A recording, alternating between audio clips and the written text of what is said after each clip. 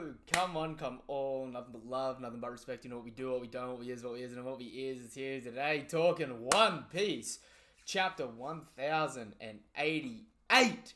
Right? We've got a few new people with us tonight on the stream, and we've also got a few people that are running late, so they may or may not hop in. That's completely fine, though. It is what it is. We're just going to jump straight into this greatness. Just give me 2 seconds to get everyone all ready on the dialogue, and we'll be right into it. All right? Give me 1 sec.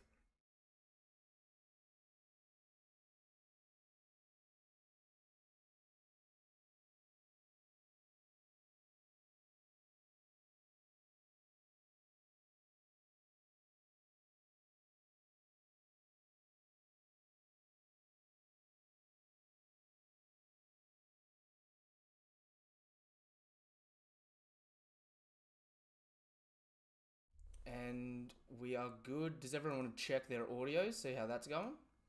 Hello, hello. Perfect. Hello. That's coming through. So I've got with me at the moment Glitter. Glitter, say hello. Hello, everyone. And I've also got with me Young. Young, say hello, my dude. Yo, what's going on, everybody? And we're just waiting on Kuma. Unfortunately, Eggs isn't going to make it this week, but that's completely fine. He's got plenty of stuff on at the moment, so we're going to be going through, talking the greatness and the fun that is chapter 1088 of One Piece.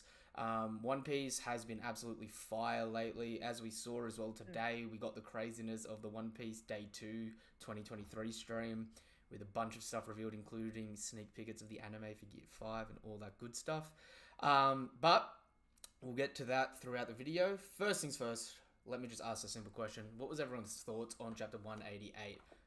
Positive, negative, liked it, didn't like it? How did everyone feel coming out of the chapter? Just as a general sense. I thought it was slightly predictable, but I don't actually think that that was to its detriment. I think the whole time you kind of, for the most part, for the major things that happened, you saw it coming.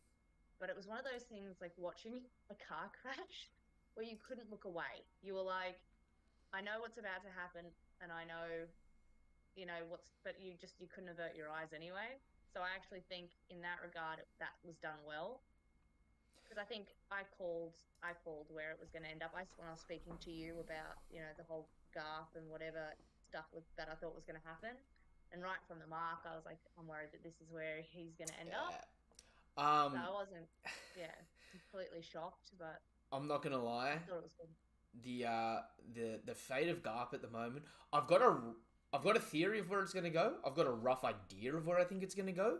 But Or denial. more than anything at the moment, I'm not even gonna like batter it around the bush. It's like I'm in a state of, is like, are we gonna have a positive outcome of this, or is this just gonna like snowball down, sort of what happened with Ace, pre-time skip, where it's just gonna be perpetually worse and worse and worse, and then we're gonna get like a light at the end of the tunnel to snuff it out. Because a big thing in One Piece, that Oda highlights is the old D's guard. smiling before their death, to be honest, as D's well, though. it's D's smiling before their deaths, and he never wants to do old people dirty, but he also knows the entire point of the story. One Piece is probably the longest running coming of age story you'll ever find, where it's just all about Luffy slowly becoming the king of the pirates, in another sense becoming a man, and everyone else's journeys coming along and supporting that. And I'm not gonna front, one of the best ways to do that is to get rid of the old guard, which we've slowly been tacking off.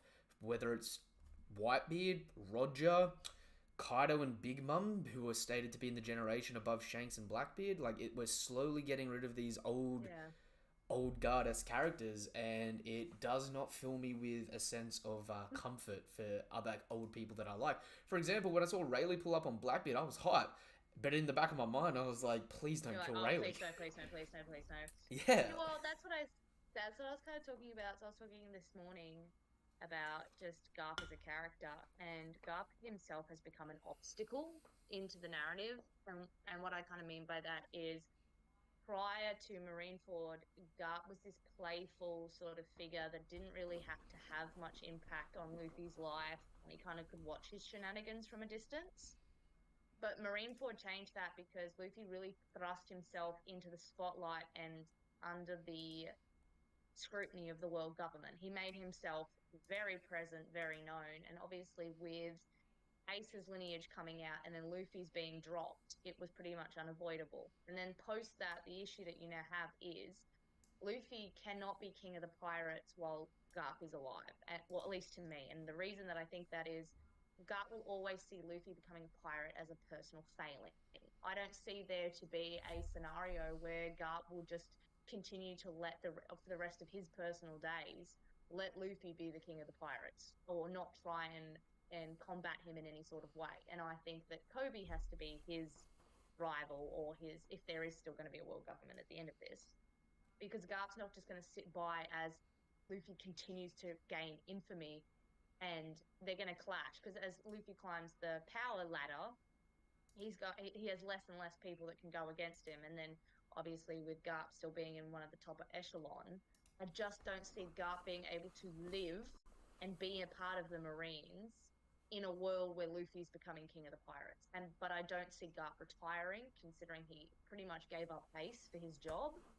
And I don't see him diverting to another faction like working with his son Dragon. So the only conclusion I've drawn is that Garp has to die for Luffy to fully be able to be uncontested from a family perspective. And that's why Oda doesn't write mothers, because he says mothers would keep everyone too safe.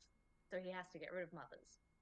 So I think for Luffy to truly be where he's at, you've got to get rid of the family that does care. Because Dragon cares, but he's never tried to exercise any parental direction for Luffy's life. Whereas Garp's been very clear where he's like, grow up, be a Marine, don't be a pirate. For Luffy to be able to be as free as he needs to be, you've got to cut out the last little bit of family, I think. Garp's always tried to enforce authority onto Luffy from that regard. Yeah, okay, I get ya. Yeah. Well, I don't disagree with it, but I disagree with how extreme it has to go. I think what's implied at the end of this chapter is Garp is going to be taken out of the story. The point of his fate being left unknown, I think it's to take the place that Kobe was set up into, which Garp being also a hero as well of the Marines, but not being confirmed to be a member of SWORD, fulfills the role that Kobe did in Blackbeard's plan without us needing to lose the potential of a younger character growing and developing as well.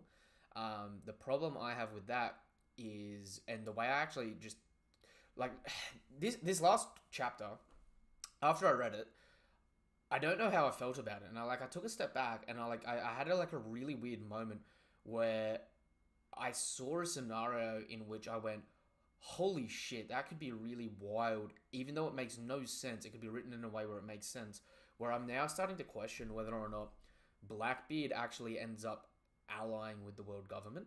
So say he does try to ransom Garp, and the Marines are like, no, you know, Akiin is like, no, we won't do it. And then the Gorosei are like, you know what, screw it. If he's going to pledge his power to us, we might as well take him up on it. Even though that sounds dumb on paper. I mean, they already did it pre-time skip. If they could conceive a situation where Blackbeard's like, if I join the world government, you know, the Marines aren't going to attack me and all I've got to do is back them up from time to time. I could see a situation in which it's like an unstable alliance. And then you got to look at it from, you got the world government, you got the Marines, and you got a Yonko crew and its territory on one side.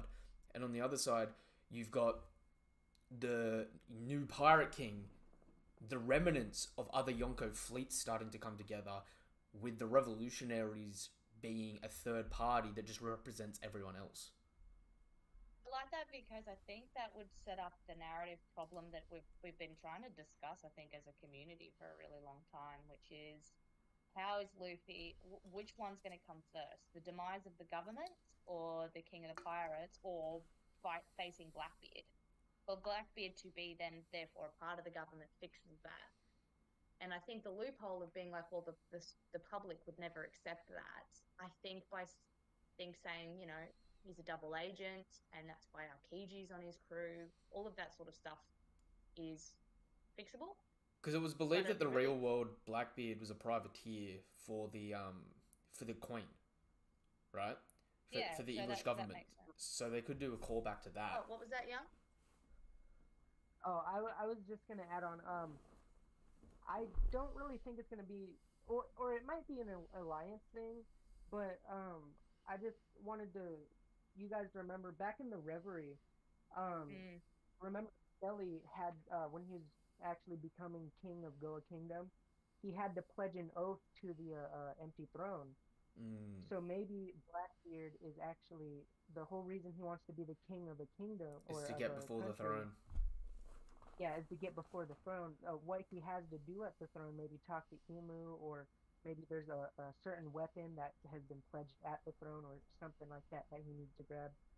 We don't know, of course, but um, I don't think it's necessarily to ally. I think, like you said, it's to like when he was one of the seven warlords, he allied with them for a short bit just to get what he wanted. So yeah. he'll be a True. country True. until he pledge his oath to the to Marie's Wall. Yeah, I'm the same way. I think if he were to do it, it's for personal gain. And I think that his goal is loftier than King of the Pirates in the sense that I could see Blackbeard somehow having much more not deeper knowledge of like him and all the rest of it and going, screw being King of the Pirates. I'm going to be King of the world. What about a And situation? yeah. What about a situation where he allies with them, the world government is aware that he's a very treacherous person, so they begrudgingly accept it under the vise that he'll be a kingdom. His subordinates and all that pledge their power to him, only for it to be a situation in which, when Blackbeard does get to the empty throne, he tries to he tries to take that next step and achieve that, being that king of the world status, only for it to be a display of power. Only for it to be a display of power where Im actually takes out Blackbeard himself. And one of the problems with Blackbeard has always been there's a lot of setup for him to be beaten by Luffy. Everyone wants to see him go all out. He's a really interesting character. But a big problem with him has always been his biggest weakness is his ambition, because his ambition is so big. He always puts himself into situations where it's a gamble, but we've never seen him lose the gamble. Yeah, we've never seen him have to pay for a lofty ambition. My only issue with that, and again, I no hate for anyone that is Naruto fans, because again, Naruto is, as Supernova can attest, it's my series, and I'm always spit testing him in terms of his viewpoints of One Piece from a that perspective. But the issue that I have is that I don't want him to pull a Kaguya. And my issue with potentially him claiming Blackbeard as a casualty is that, okay, so Blackbeard, who we have been given since Alabasta, really, and have all this history with, especially when it comes to Ace. I'm one of those people that don't need Sabo to take out. Like, some people are like, I want Sabo to take out Blackbeard or Akainu. I can understand Akainu. I don't really feel that way about Blackbeard. But for him to take out Blackbeard, who we have had as our villain or set up to be one from the beginning, to have him take him out and be like, no, this whole time, I'm actually going to be the big villain. I'd be worried that that falls into the narrative trap that Kaguya did. What And I about think that would be a shame. what about the I don't know if situation? I don't know if you two feel the same way. But I would be worried that could come across as like, oh, so all of this development, all of this fear, all of this, So him may or may not have been eating friggin' Whitebeard at for Marineford. Like, all of that's just like sidestepped, or for the longest, I've always had a fictitious scene in my mind of how amazing it would be if Blackbeard made it to Laugh Tale before Luffy. Luffy makes it there. We see like a scene of Blackbeard atop these like stairs up to the One Piece. Luffy's at the bottom. Luffy starts running up as if he's about to attack him, and then we get a moment where Luffy's shocked and Blackbeard just passes him, and he just puts his hands on his shoulder and just goes, "It's not worth it," and pulls out a pistol and unalives himself, right? Because of I've always wondered about what would happen, because we've never really focused on it too much, on what happens if someone's dreams when they're at the top has been complete and utterly crushed because their dream was never achievable in the first place, and they come to the realization of it. It'd be really interesting if Blackbeard does ally with the world government, only for him to make it to the precipice of the world, and when he witnesses Im's power, he gives up his dream in some capacity. Or is contemplating it. It's interesting that you say that because Oda did say that the only way, or he likes Luffy to beat his villains by like crushing their dreams. Yeah. Blackbeard's dream was, or his assumed dream, because since he of course his ship is named the Saber of Zebek, and Zebek's dream was to be the king of the world. I'm assuming Blackbeard is going to be taking that inherited will, and he wants to be the king of the world. So the only way for Luffy to be able to actually crush that dream of Blackbeard's would be to make the title of king of the world basically irrelevant. Or for someone cool. else, That would be cool. or for someone else to already be the king of the world, and Blackbeard have no conceivable way to beat them. Like, it would be really interesting because we've only seen him in silhouette, right? But it's important to note that silhouette has severely damaged a Logia. Now, you could argue that maybe that silhouette had Haki on it, but we didn't see it. Or maybe he's got a more advanced version in some capacity of Blackbeard's ability to cancel out devil fruits. I've always been under the sort of thought that I'd like at the end, because Oda's big thing as well has been not a power friendship, which is that I disagree with people when they do say that, but it's the importance of Luffy's importance put on his crew and the value of them. I've always thought that I'd like, at least at the end, or at least the last little hurdle to get to Larktail. The Blackbeard pirates were not formed together from camaraderie. They were pretty much a gladiator leftover arena. None of them really fully trust each other, and all of them have the capacity for violence. It would be interesting if at the very end, the crew starts to eat itself alive, because some of them are like, you know what, if I might be able to sidestep it, like the way he did to Thatch. If I could sidestep everybody else and I could get it first, that would be great. And then the Blackbeard pirates come down on themselves, only for whatever the One Piece be require a crew to either remove it from the island or to. And Blackbeard's all of this planning has come for absolutely nothing, because that ambition, that dream to have it, came at the cost of which it makes sense why Roger would laugh. He'd probably find that extremely funny. Unironically, being the inverse of the Cross Guild, where you've got the Blackbeard pirates that were a bunch of lofty ambitions that came together for a common goal and would crumble, versus the Cross Guild, which were a bunch of lofty ambitions that didn't mean to come together, but ended up aligning with each other due to convenience and may succeed where they, where the Blackbeard pirates fail, just based on showing a difference of luck. Buggy may have a better sense of luck than Blackbeard there. I don't know. What do you reckon, Young? What in your? I know this is a sidestep from the actual chapter review, but what do you kind of hope that the One Piece is? Like not necessarily the One Piece itself, but like how that last little laugh tail thing goes, and your theory about what Roger found so funny. Because I've asked Eggs and I've asked Kuma about this, because you're fresh meat on the block. I'd love to know. Yeah, I'd love to know what you think. I'd say I really like the theory that the One Piece is the name of the ancient kingdom, or One Piece is the name of the ancient kingdom. Oh yeah. Okay, that's yeah, I really like that theory, and I don't know. I've always had this picture in my mind that Buggy is the one that becomes Pirate King, and Luffy kind of just like figures out the secrets of the world, and he's like, Pirate King is just a title. I already did what I basically already became Pirate King. I don't necessarily need the title either. So he's got the freedom of not having the title. Like Buggy became like a figurehead. Like everybody thinks that Buggy did all these things. Like that would be quite actually fitting with Buggy's personality, to be honest. I'm still waiting. Down on everything. I'm still waiting for that tragic moment at the end of One Piece where Shanks dies, and you get a scene of Buggy going back to Windmill Village, and meeting Shanks' kid and inspiring Shanks' son the same way that Shanks inspired Luffy. Ooh, that would.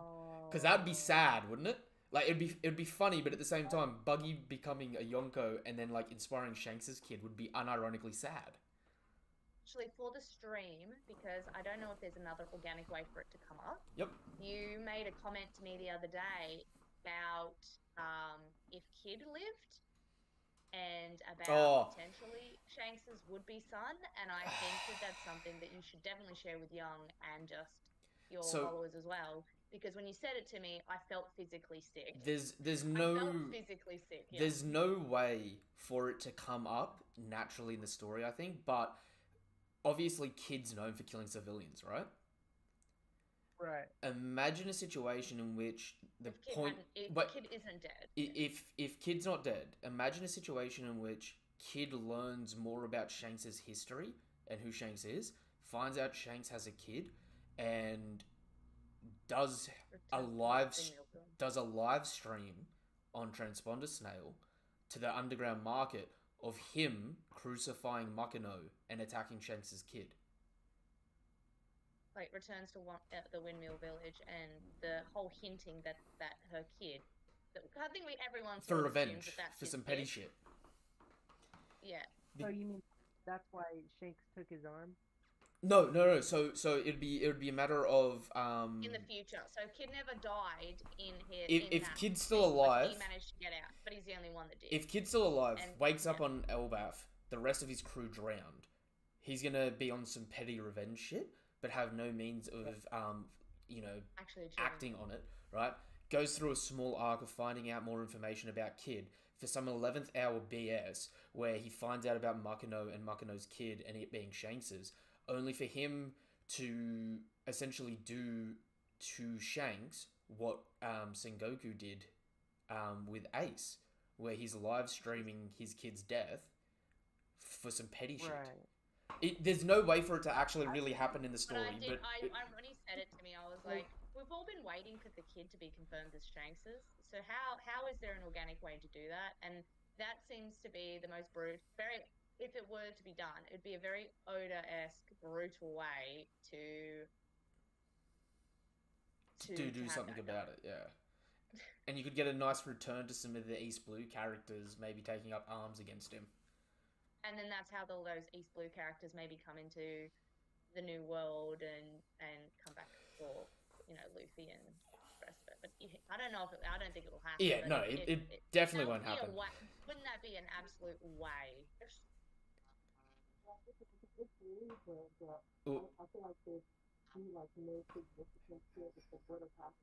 Hang on, Young. You might need to reconnect your mic there. The mic's cut out. Yeah. Sorry, we couldn't hear that. The mic just started going gravelly for a second there, mate. A little bit AWR. Yeah. But yeah, no. So like, I know all of these are just hypothetical and they're not super important in regards to the chapter, and there's not really a lot of setup for it. But at this point in time in the story, a lot of it is going to be like Oda playing out the last stretch of how many what ifs can I get out there, which is why we're getting cool stuff like GARP, 1v5ing the Blackbeard pirates and stuff like that. Alright, is that better? Yep. Also, that's as you were saying, my dude. I actually forgot what I was saying, so go ahead. That's all good. Well, we may as well start the chapter now. So we've got a new color spread in reference for Tomorrow Studios' Netflix adaptation, focusing on the main people that are going to be present in the East Blue saga. So we've got the East Blue 5 Straw Hats: Shanks, Kobe, Buggy, Kuro, Garp, Mihawk, and Arlong. And behind them, we have a mysterious figure, which I'm going to assume is Don Krieg, but arguably it could be someone else. I think behind Luffy, right? Yeah, behind Luffy and Sanji up the top. Yeah, there's Don Krieg and Kuro. Yeah. I had trouble trying to see who they were. So I'm pretty sure that's Don Krieg. There is maybe a small chance that that's not Krieg and that's just going to be some new character. Because one thing we picked up today in the live action, because this is obviously a colorless spread for the live action, one thing we picked up in the trailer today is the Fisherman Pirates are present at the Baratier in the live action. So the sequence of events is going to be very different. We didn't even see... We've know that there are wanted posters and art and that Krieg has been cast, but we obviously don't see him in any of the trailers at all. So I'm wondering what they're going to do with his character, if they're going to shift focus from him to start setting up Arlong as a bigger villain earlier on in the story, having him maybe fulfill the role that Krieg did as coming back from the Grand Line. Yeah. And that's who Mihawk see that. chased. It would be interesting. I don't think it's necessarily gonna like bring up his Arlong's character anymore, but it seems more like a more organic way to flow into Arlong Park, because remember, after Baratier, Nami kind of just like sees a wanted poster. I forget where she gets it. Oh, she gets it from Yosuku and Johnny. So if they haven't been cast, then she has no way to get the wanted poster, right? Yeah. So maybe Arlong just pulls up to Baratier for some unknown reason, and he's like, "Oh, hey, look, that's Nami. Come back to Arlong Park with me," type thing. And then, like, of course, the crew would try to stop him, but I feel like it would be more organic, and it might even like hit at the emotions a little bit better, because instead of like Nami leaving, just like outright leaving, She's sort of she dragged actually away kinda almost. has a reason to leave. Yeah. Yeah. That'd be interesting. I'm really excited for it. I'm not gonna lie, I've been very hesitant and skeptical about the live action. But the more I'm seeing of it, the more I'm starting to get a little bit more faith in it. At least it may not be a 1-to-1, but I can tell it's a labor of love. So it's at least going to be more impressive. They said in the One Piece festival today, you know, that there is even like the Japanese cast, voice acting cast were like, you know, it's not going to be the exact same, but you can absolutely tell that so much love's gone into it, and I think ultimately that's probably the thing that's going to matter. And even when they said, you know, if you're the more of a fan you are, the more you're going to notice the love that's put into it. So I think in that regards, we're all going to notice where the love is. And I think real One Piece fans will not matter. It won't matter to them as much if there's little fun, finicky sort of changes. Yeah. But yeah, no, that'll be good. Yeah, no, it definitely has me excited for it. That being said, let's finally roll over. We're half an hour in. Let's finally roll over to chapter 1088, the final lesson. We picked this chapter up in a flashback over 2 years ago in old Marineford, the old Navy HQ, where GARP's teaching a lesson. And we pick up the story with Potato Head Kobe. Now, this is actually very interesting because there's people out there that have put in more effort and time than me that have come to the conclusion that between Romance Dawn and the beginning of the beginning of Water 7 is 45 days in time, based on the events that we get throughout it. And also for the first 300 chapters of One Piece, Oda kept the moon cycle consistent, changing day to day. So every night that you see, he changed the moon cycle ever so slightly to show the change of time. Meaning this is within the first 45 days of Kobe training, or at least obviously before he's at Water 7. This is arguably one of his first days in Marineford, so probably taking time shortly after the likes of, I think Kobe makes it to Marineford around the end of Arlong Park. So this is probably between Arlong Park and Water 7 in terms of the timeline for him. It's really interesting to me, though, that we've already got the likes of Prince Gruss in the class with him. And I wonder if to the left of Kobe, if that's meant to be Drake or not, but I don't see the X on his chin, so I'm probably going to say it's not Drake. But I'm always in these chapters looking for Easter eggs. For example, the instructor that's scolding Garp is actually Tsuru's right-handed vice captain. And Garp picks up the story, teaching a lesson. So a baby and an old man is stranded on an island full of fierce beasts. You're on a boat that can hold a maximum of 2 people. What do? Kobe's immediately like, I get off and I let them go. And we get a sense of Garp's justice finally, where he's like, no, screw the old man. He's lived his life. Let him die. And he gets scolded for it. That is kind of interesting because it shows that Garp is obviously a lot more like the likes of Mike Guy, where he's like, the power or potential of youth is more important than anything, which makes the whole Marineford arc have a little bit of a different twang to it as well, where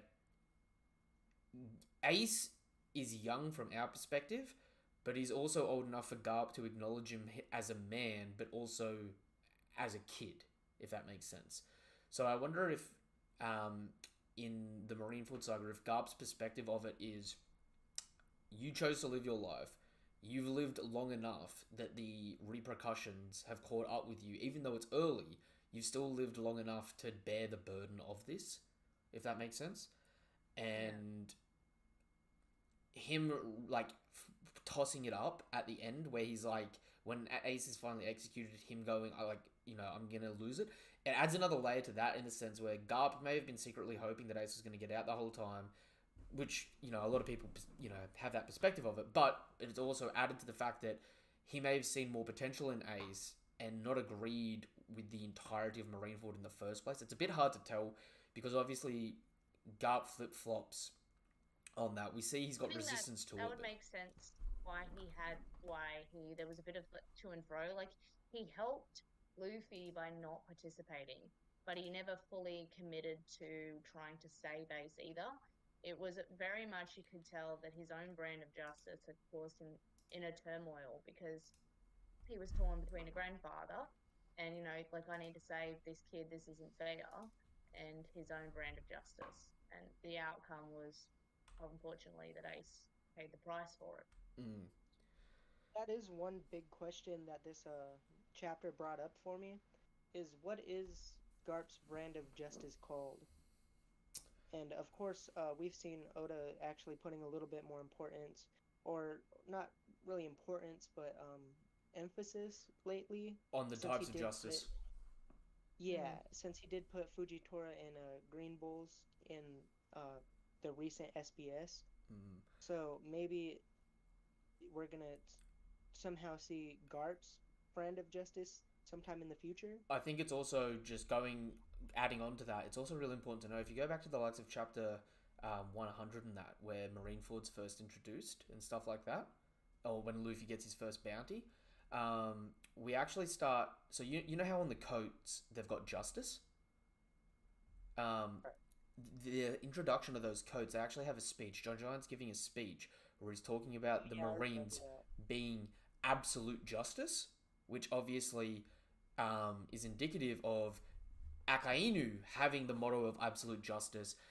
It actually kind of shows that the culture of the Marines at that time, pre-time skip, was more leaning towards Akainu's way of thinking politically than the likes of, say, Sengoku, even though Sengoku was still in charge then. So it makes sense that there was a bigger push for Akainu to take over. With Garp here, I'm going to wonder if his sense of justice is going to be something like new justice or potential justice.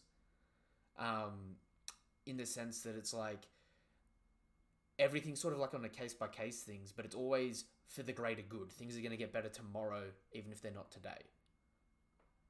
Right? Then that's more of a hopeful, methodical justice.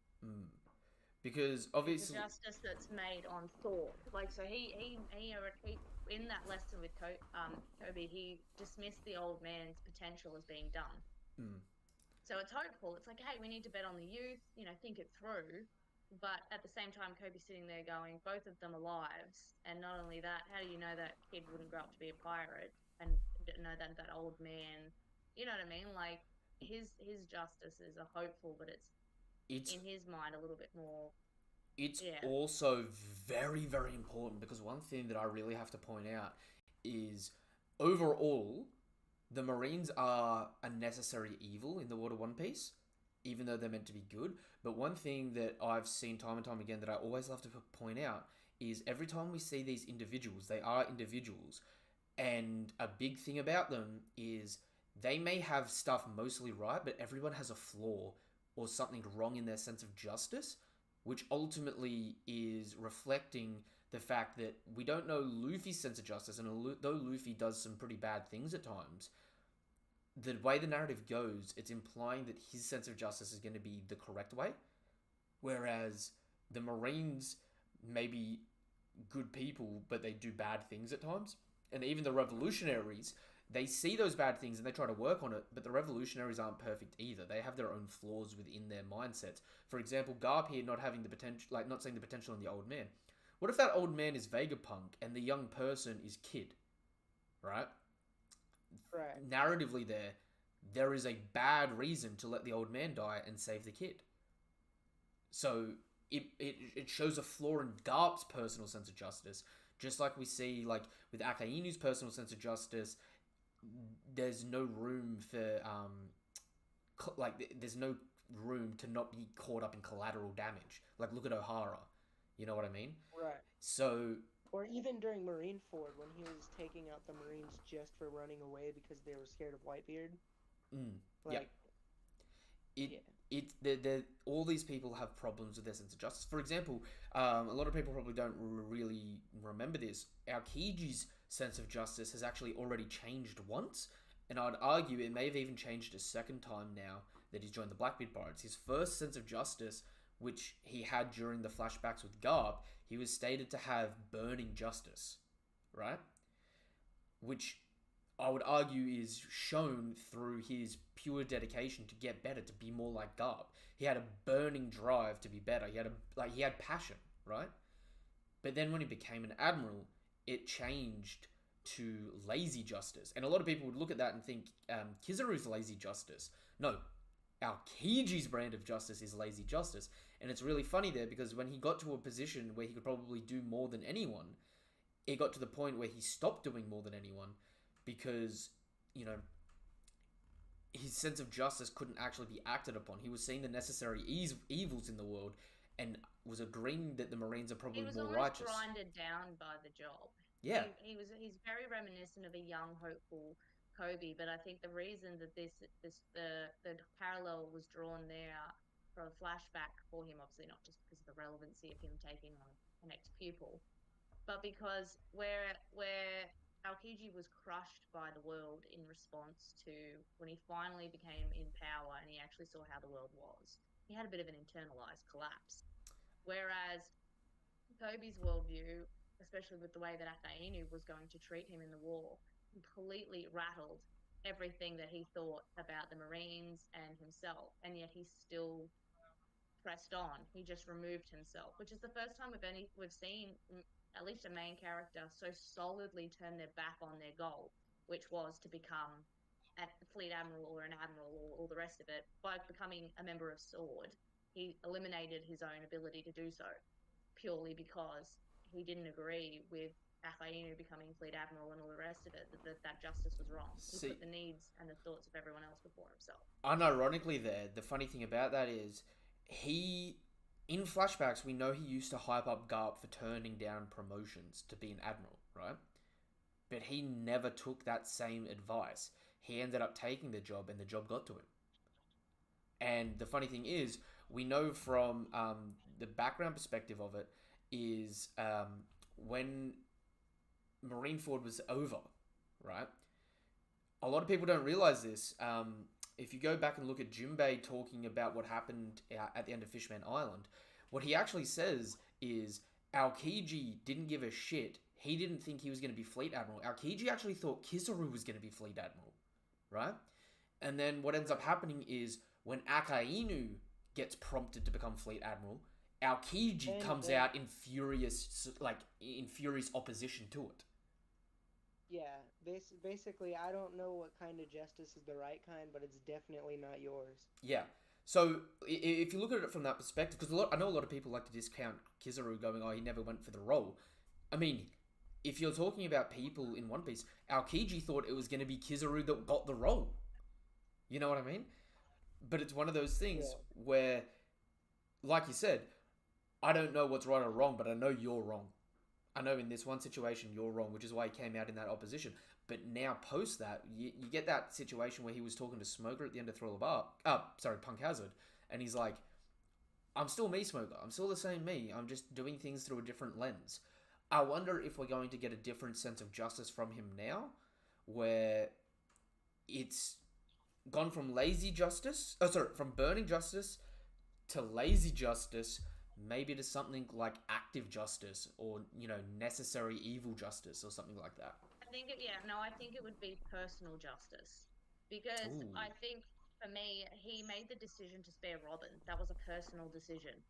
He viewed it as the right thing to do at that particular moment in time. He also then again made the same personal decision later on. His lazy, laid back attitude has been a lack of personality because it got crushed. The freedom of not being part of the Marines is now the ability to make personal judgment calls over what's right. And that's almost Luffy's justice, is a case by case basis, because Luffy was very, very much like, I'm not a hero. That's not what I am. But I would think that his is now becoming more of a personal justice. It's you need to do what you think is right if you have the ability to do so, which is actually consistent with his character throughout the story. He made judgment calls, much like, the O'Hara incident and all the rest of it, based on what he thought was right at the time, even if it was in direct defiance of orders. So I think that's probably more reflective. This newfound freedom he found in being a pirate that he has watched as a third party. If you think about it, with seeing Robin join the Straw Hats and kind of querying her on it and all the rest of it, he's watched that unfold for others. He's now participating in the freedom that people were talking about that can come from piracy. Aokiji definitely is a really interesting case study at the moment, because it's one of those things as well where a lot of people think he's still a plant for the Marines in some capacity. The way this chapter even ends, it heavily suggests something like that still is possible as well. But at the same point in time, I think the most unironic, the biggest twist you could probably have is that Aokiji isn't working for anyone, and he has allied with the Blackbeard Pirates because he thinks it's the best thing to do. Because having, worked with them and experienced them for a bit, he's like, look, they're evil to an extent, but they also have fun, and as long as they're in a situation where they're the ones having fun, they're not causing harm to other people in that regard. Because in a weird way, we've seen Aokiji one-shot the entire crew in the past, but it's if they're only hurting other pirates, they're not hurting civilians. You know what I mean? And if they're having fun, they're not necessarily out there, robbing people and hurting people. They just are a group of people that are powerful, want to have fun, and don't want to have people encroach on their fun. Do you know if Aokiji was admiral or vice admiral when he was during the O'Hara incident? Vice admiral. So the timeline at the moment is roughly based on GARP's hair on from the Don Chinjiao flashback. GARP still had coloured hair 33 years ago. So scientific way of doing this. Yeah, so roughly back then, the beginning of the flashback when Kuzan first joins the Marines, and not first joins the Marines, but first starts doing the battle bag ships with GARP, it's implied he's around 17 years old there. Then we see him in the O'Hara flashback, he's a vice admiral. By that point in time, when he's a vice admiral, that's how many was that? 12 years ago or 20 years ago now? I think that was. Well, I think Robin was around 8 or 10, wasn't she? She's now in her 30s. I only did this. Robin was around 9, right? Okay, Yeah, O'Hara happened 22 years ago, so we know he was a vice admiral 22 years ago, which I would say is, when you're looking the at start of the decline. Because I think that's when he saw what the world government does. He made one of his first judgment calls to not follow an order. I think that's probably where he started dying. If you're trying to line it up, what I'd say is 33 years ago, when he's 17, he's a rookie, which is when he starts trading on the battle bag ships. When you get to the midway point of the battle bag ships, before he's making the same noise as GARP, he's a vice admiral, which is roughly 22 years ago. And then it's in the last 12 years that he became an admiral, which is when GARP's gone grey-haired. And we know it's within the last 12 years because we have the flashbacks of GARP when he was at Windmill Village and stuff like that, where he still has a little bit of dark on his sideburns, which isn't present when Right. he's talking to Aokiji when Aokiji becomes an admiral, right? So it's like 33 years ago, rookie, not there. When he becomes a vice admiral, he's like halfway to GARP's strength. When he gets to GARP's strength, he's an admiral, and it's within the last sort of 12 years to a decade. So yeah, the reason I'm asking is because yeah, I think there might be a correlation because as you said during the O'Hara incident, his brand of justice was burning justice, Mm. and then it switched after the O'Hara incident. Maybe it wasn't after the O'Hara incident itself, but after he turned into an admiral because from Egghead we know the admirals at least know of the Gorosei, and I would assume they also would know of Imu. So maybe he went from vice admiral not knowing anything, maybe he knew about the Gorosei to like admiral level. Now he knows there's a king of the world that shouldn't be there, and so then he goes to a I lazy would justice. I would say what it Like now becomes I have to there. listen to this guy. What I would say is he probably doesn't know about him, but it's probably what Garp was saying, where he's like, I don't want to work under the Celestial Dragons. When Aokiji became an admiral and started working under the Celestial Dragons, he then, like, his job is to do what they ask him to do, right? Whether that's the Gorosei, the Gods Knights, or Charlos trying to kidnap an innocent woman, right? So I think he became lazy justice around then because he got to the pinnacle of it, and then he went, oh, He's like, I'm going to do the absolute bare minimum that I have to, because I think between that and the O'Hara and seeing the things that the Marines were asking him to do, and versus the things like he became a wasted slot as an admiral in a sense. Like he he filled the he turned role. off his brain. He followed the order, whereas Kizaru isn't lazy justice. He just looks like it because he follows orders to a T. Mm. But he followed orders, but he sort of autopiloted it. He just turned his brain off. He went, this isn't really what I thought I was going to end up being. And then the first chance he gets when he's confronted with, little Robin, is he doesn't follow through with what he was supposed to do. Honestly, He doesn't. you could look at it as well in the difference of the introductions of the admirals pre-time skip, where if you look at Aokiji, obviously he's lazy justice, but Aokiji's introduced checking up on the Straw Hats. He was ordered to go sort of take notes on what was happening with them because of their connection to Robin at that point. So he goes and does that, and then actively doesn't do anything until he sort of questions, going, "Ugh, she's gonna be a problem though," and then he falls in line with falling for Luffy, going make it a 1v1, and then he just kind of goes, "Ugh, whatever, it'll work itself out," and leaves. But he still gave the gold transponder snail to Spandam to give him authority on a buster call to deal with it if it needed to happen. You know what I mean? Whereas if you look at that same introduction for Kizaru or Akainu, Kizaru, even though he's got a really chill, laid-back sense of justice, immediately he shuts down all the Supernova. You know what I mean? Even though he's supposed to be unclear justice, which is more sort of the middle of it, instead of letting them get free in any capacity, he still, like, beat them up. And yeah, they escaped, but he beat them up in the hopes that just the fodder Marines coming behind him would just be able to arrest them and take them off. You know what I mean? Right. He accomplished his goal. Whereas Akainu actively hunted his goals down. Like, he was, enthralled Yeah. in the chase on it. Like, So, thorough. yeah. Which is funny because Aokiji was depicted the same as Akainu prior to the O'Hara incident in that regard. You know what I mean? That burning sense of justice, and also the I've got to do what it takes to reach the pinnacle of this world, and having come from like a bad background in that, he seems like he was very similar to Akainu. It's just a different on the flip of the coin for the two of them in the O'Hara incident.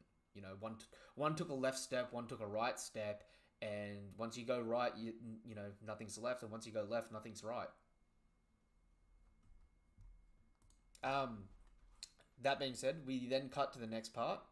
So a few weeks ago, we're back at Amazon Lily post the raid on Amazon Lily, and this, I don't know how you guys feel about this. This was a little bit stupid to me, right? Like, I know that the Marines... Can you elaborate? I know that the Marines need permission to engage with the Yonko, but the Marines actively letting themselves be kidnapped because they're not ordered to be able Yeah. to fight back. I thought that goes a little beyond it. You know what I mean? Like I felt like that moment there, and like yeah, Kobe steps up, but I look at that and my thoughts on Yamakiji, especially since he's a disciple of Zephyr. I was like, dude, really? You didn't have it in you to maybe tell your tell your superiors like we're gonna fight, please send backup, and even if they didn't come, you could have done something. I know he would have got folded by Yeah. Blackbeard, but it's like Instead of just letting like, what was it, 8,800 something like that, prisoners get captured. yeah, where It's where just is it? like, yeah, we can't attack the like I like Lucci's style in that, like he's like, oh, we don't have permission from the government, oh whatever, I'm still gonna attack this guy, Well, see, that's the you thing. know, like If you don't have permission from the government, but you're there, you are the government, right? yeah. So, like, you take that responsibility on you. That's what the Justice Code's meant to be. But instead, here, they're like, it feels weird, and it's made even worse in a sense that the guy that whispers to Yamakiji that Kobe's with sword looks identical to Akainu pre-time skip. Like I felt in my soul, it was like pre-time skip Akainu talking to Squad, being like, "Oh, he's betrayed you, dude.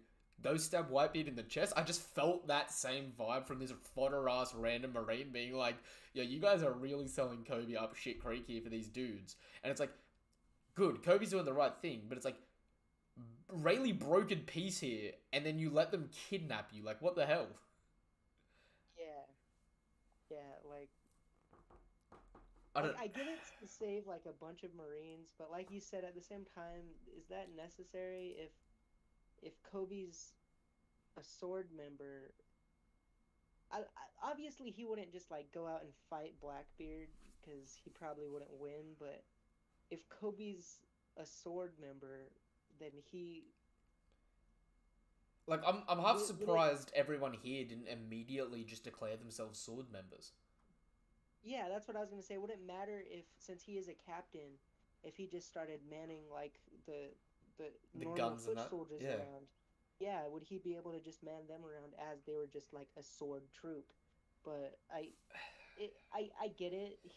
Oda needed a way to It of course it shows a get problem GARP. in the chain of command, in a sense, for the Marines and the world government, where sometimes them waiting for orders isn't the best thing. And you can actually go back and look at this in Marineford, because we talk a lot about how people are like, oh, you can't use Marineford for power scaling because of X, Y, and Z. But a big thing in Marineford is if you actually go back and read it and read between the lines, most of the Marines, outside of the fodder Marines on the front lines fighting, actually don't do anything until they ask Sengoku for orders or confirm that they're allowed to do something with Sengoku.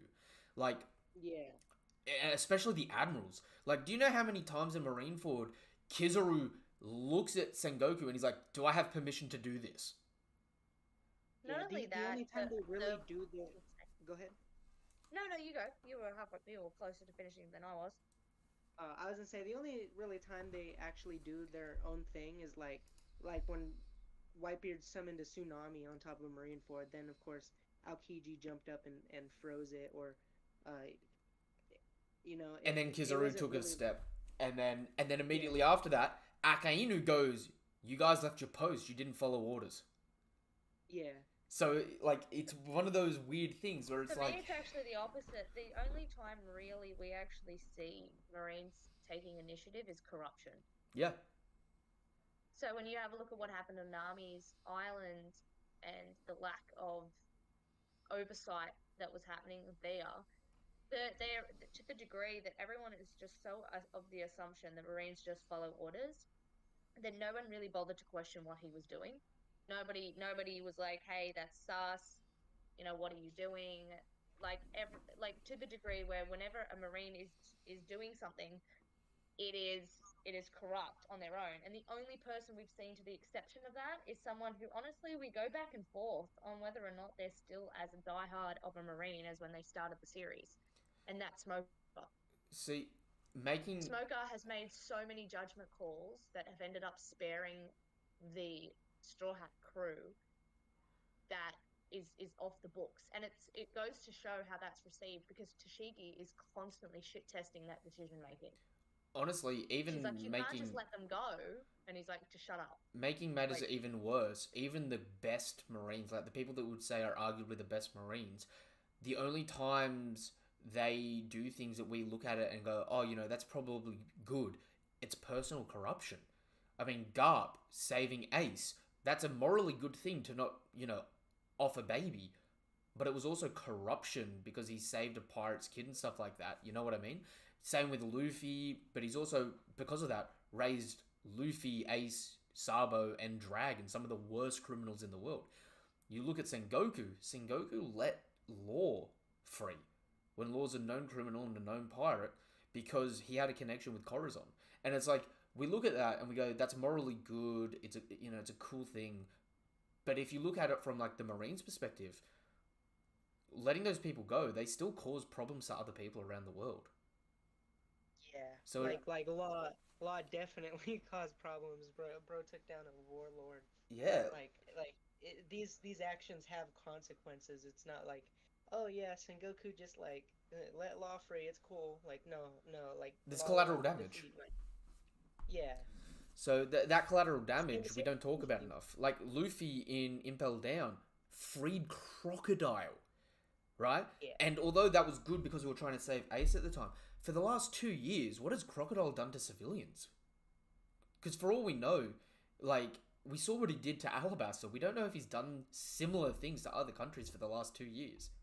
Like, the collateral damage here gets glossed over a lot, but there's always a lot of repercussions for these actions, and they're almost always selfish actions. And unfortunately, if you're in a Marine and doing that, it's corruption. Yeah.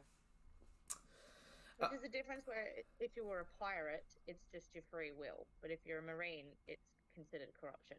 And that's what I think our PG's learning very quickly is depending on what hook you hang your name tag, whether that be a Marine or a pirate, is dependent on what you get to do. Like, for example, Dragon's doing what he thinks is right and forming a makeshift government of his own to combat what he thinks is corruption in the Marines. Arguably, he's setting up a system much like what the Marines would like to, but he gets branded a terrorist. Despite the fact that they have a literal king sitting on a throne. So it's more a dictatorship than it actually is the illusion of a democracy. Because it's not really. Yeah. There is a lot of collateral in that sense. That being said, we move on to the next segment where we catch back up to the present day at Hajinosu. Ivaro Pizarro is attacking the Marines. I'm not going to lie, part of me is a little upset that we didn't get to see Bogart do anything. The other part of me is fully understanding that Toshigi didn't do anything, considering she could barely beat Monet with help. But what I will say is, I'm a little disappointed in Suru's granddaughter, because even though she's only got the whip fruit, we saw her already controlling buildings. What we got was better, but her freaking I out got here. her in like one panel, right? Yeah, her freaking out here. I don't understand why she couldn't have potentially whipped up in the sky and controlled the arm or something, instead of just freezing, going, what power, we're doomed. You know what I mean? Well, at the same time, well, she could have tried that, but at the same time, I would believe that Pizarro would have enough hockey to where he would be, like of course we know like hockey, like Law when he was turned into a woman, You can he was negate able to fruits. reverse it with hockey. Yeah. It's basically that. She probably just doesn't have enough hockey to overwhelm Avalo Pizarro. Especially since Avalo Pizarro here, like, unironically, the two attacks that get landed on him, considering the damage diverts back to him, it's hard to tell whether or not he took, like, the full scale of those attacks, or whether or not the overall damage you do to the island is what gets done to him, if that makes sense. If it scales down, or if it scales up in that regard. But it's important to note here, as cool as Ivaro Pizarro looks here, I think this is both the better and worse version of Picker's fruit. Because Picker's fruit didn't hurt him if you hurt the area. Right. But he's the island fruit, not the stone fruit, so he can command more elements than just the stone. So it's sort of like a double-edged sword there, if that makes sense. And I think maybe it's done that way in case we ever get to like a Hachinosu arc or a Blackbeard arc or whatever, to make it harder for stealth missions. Of course, the Straw Hats aren't at all famous for stealth missions, really, but in case we have like a sword stealth mission or something like that, where they sneak in, I feel like it really prevents that, if you know what I mean. I have a bit of a problem at the moment because you know how like everyone does it, where we've all got headcanon matchups between the Blackbeard Pirates and the Straw Hats, right? With Shiryu having the invisibility fruit and now Bizarro having an identical fruit to Picker, it really seems like if Sanji fights Shiryu, he's already dealt with the fruit. He knows its weaknesses, but he's fighting a swordsman, so it's like almost like he was fighting Zoro. Whereas if Zoro fights Shiryu, he's essentially fighting an upgraded version of someone that Sanji's fought in the past. The same can be said with Bizarro here, where it's like Zoro's already dealt with Picker. He knows how to deal with this fruit. He could do it easily, and we've seen him like casually do slashes that would screw this up. But on the flip side of that, we haven't seen Sanji ever do anything on that scale of DC and range.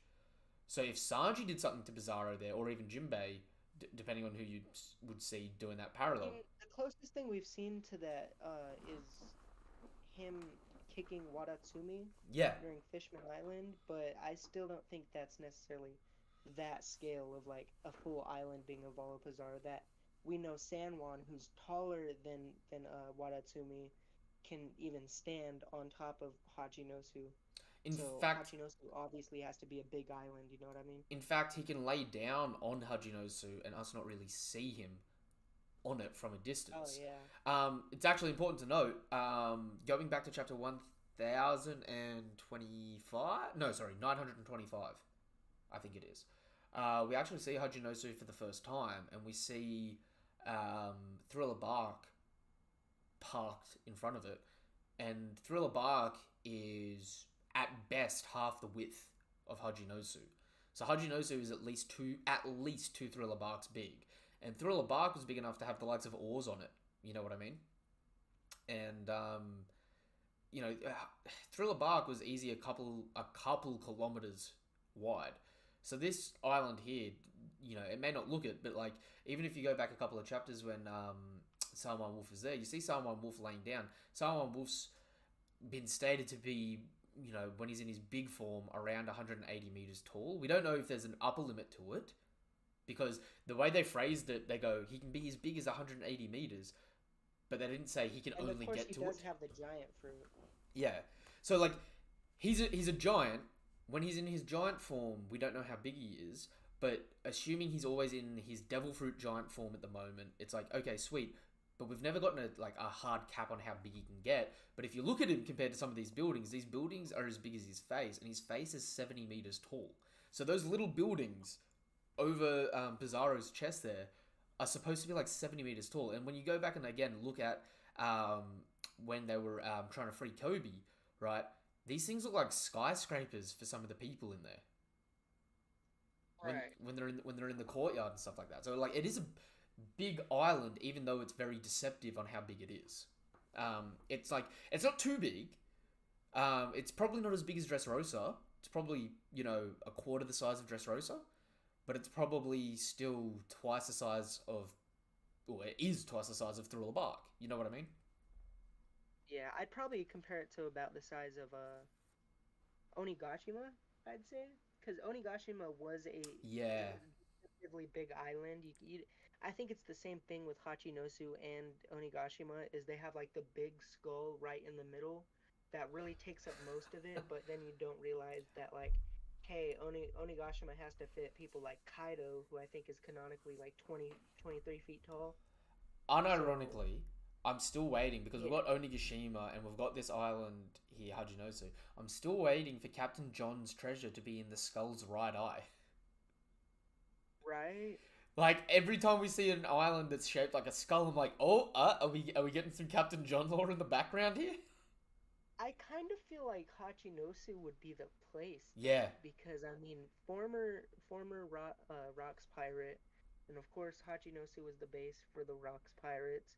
So maybe if he had hid the treasure anywhere, maybe he just found a place to hide it on Hachinosu, and just they Find it. had no idea. Mm.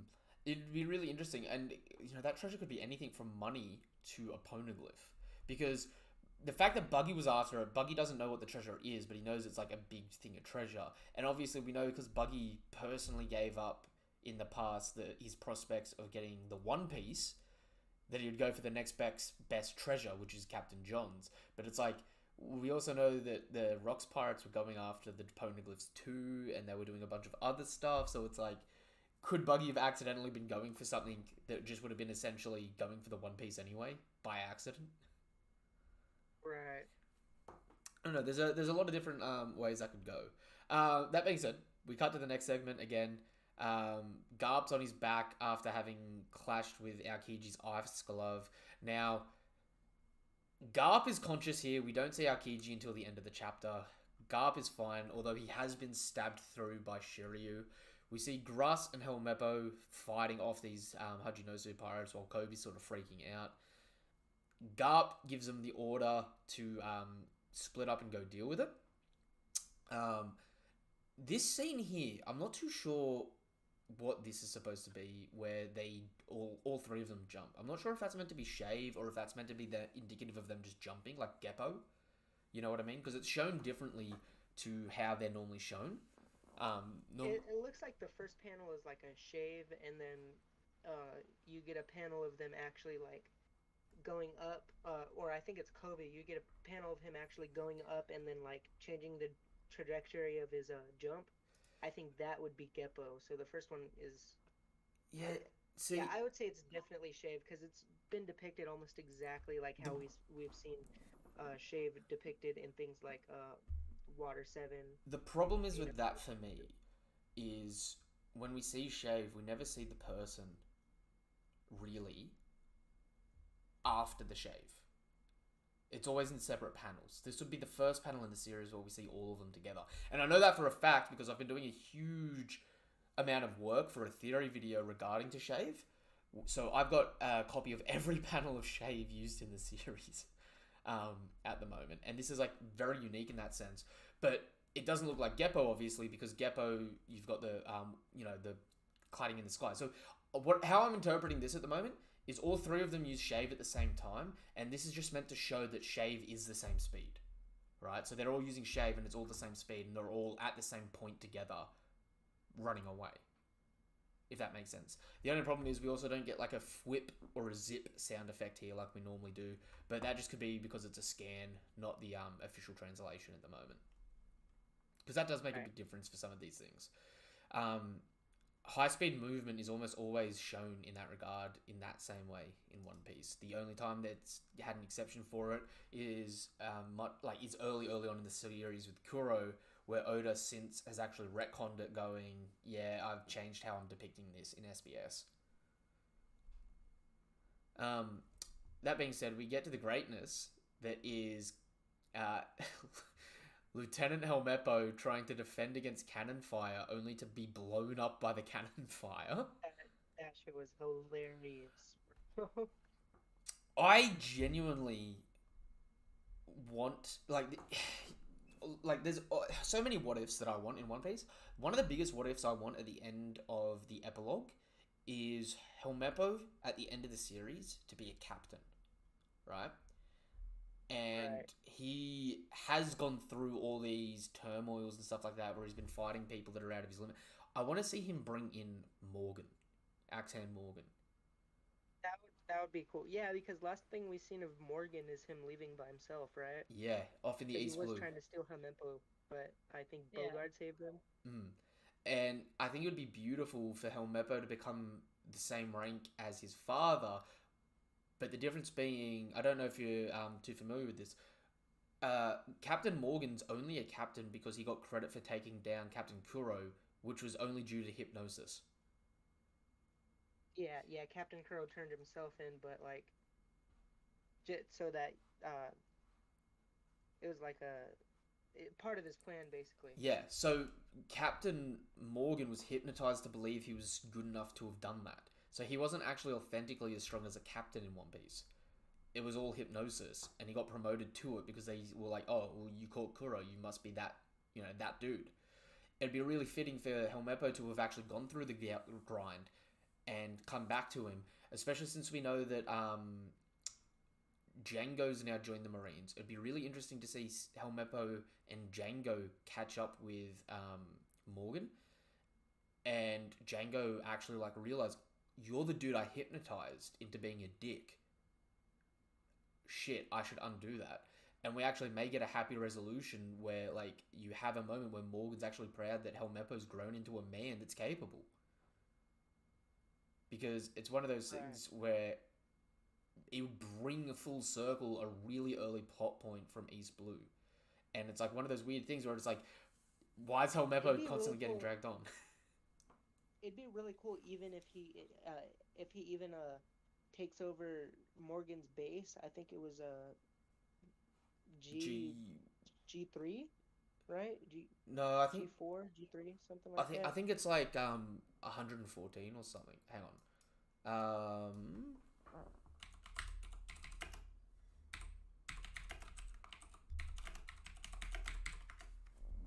It is the 153rd branch of the Marines. Yeah, I think it would be very fitting if he took over that branch, and then we even get to catch up with I forget her name, but that one girl that Zoro saved With the from food? Helmeppo's wolf, Hmm. and we actually get to see him being, like you're saying, a good captain as opposed to his father, who he used to constantly, oh, I'm gonna tell my daddy on you type thing.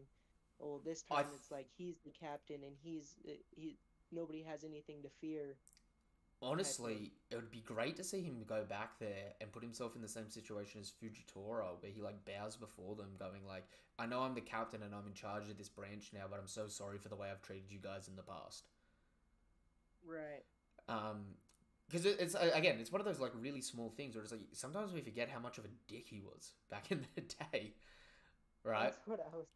Like Oda does a good job of taking people that are terrible and us like going, they're not so bad. Like, do you know how messed up I was for a while? Going, I wouldn't mind seeing Caesar as a Straw Hat, just because I like his interactions. I know he's scum, but it's like I was looking at it from like, you know how Ivankov in Marineford is talking about Buggy to Crocodile, and he's like, I mean, every ship needs a black sheep, right?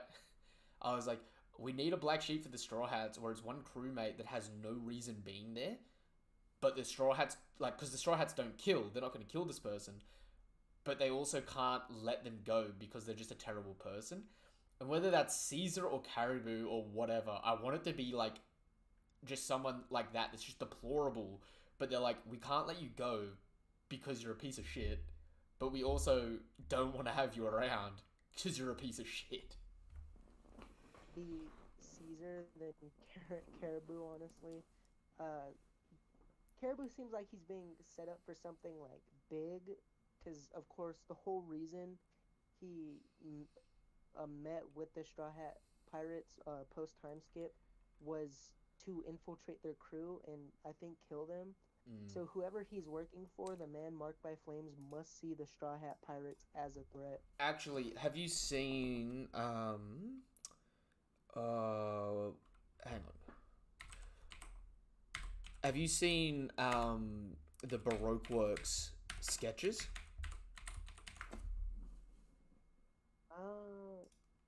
There's a sketch. I can't find it. There's a sketch for Baroque Works. Are you referring to where Zoro was in? No, he wasn't. No, that was Buggy's crew. Never mind. I don't think I've seen it. There's sketches for Baroque Work members, and one of the Baroque Works members that we didn't see, Mr. 10, right? We've never seen them in the story. Mr. 10 is the partner to Miss Tuesday and a frontier agent in Baroque Works, right? He was first mentioned by Vivi, who explained how Baroque Works was organized. We never see them in the story, though. He actually has a striking resemblance to Caribou. And it'd be really funny, since Crocodile is obviously a big player in the New World now, right? A lot of people for a long time thought that all that information about the ancient weapons would go to Blackbeard. I mean, Crocodile is the person who was set up originally to be after the ancient weapons. And Caribou now knows where two of the ancient weapons are. Right. So whoever he's going... Speaking of Caribou, Whoever Caribou speaking of teams Caribou, up with... Oh, yeah, you go.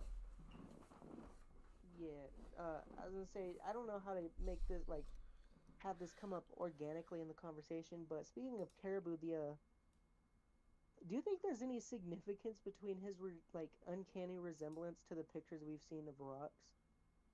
Like, I think we've even seen Rocks have, like, his tongue out and everything that resembles Caribou heavily, plus the hair is almost spot on. I feel like the only way in which that would work is if Caribou is actually working for Rox, and Rox at the moment is in the same vein as Kong, where he's just an old man now who's just been biding his time, right? Letting everyone else do their things. After his defeat, he was just waiting, slowly trying to work things in the background. The problem I have with that, though, is I don't think we're actually... I want to get more on Rox. I would pay so much money to see a movie of Rox or to get a manga in tie-in with Rox. I think Rox, though, individually, may be one of those rare people that doesn't get explained fully. Because even though Oda's drawing all the mysteries of the One Piece world, one of the big things of the One Piece world that I don't think a lot of us take appreciation for a lot is the One Piece world is always really mysterious. Nothing's ever even when something's explained, it's never fully explained. Right, like in the beginning, we had stuff like, I think, like Cotton Candy Land. Yeah. And that was before we even got introduced to Tataland. So I think stuff like that is supposed to be like, we'll never get those things 100% explained, but we'll get some of it pseudoscience explained. For example, you know the things in at the end of Thriller Bark? Yeah. You could explain them and be like, that's a pod of Zunisha's elephants. Like, that's Zunisha's family, and Zunisha's just cut off from them because he's on the wrong side of the world. Right? That would make sense. You could explain it that way. But if we got to the end of the series and that's never explained, that's always going to be more interesting in a regard, isn't it? Because you're always going to be like, there's an... Then you could always try to theory craft and be like, what if? Is this like a normal, like, sea monster that you know? Yeah, because that, like, that's one of the big things that's happening in One Piece at the moment, where it's like, we're getting more and more explained, but Oda's also keeping a few mysteries up his sleeve to keep the world mysterious and large. Because if you start explaining every little detail, then it gets to a point where the world pigeonholes itself in a bit.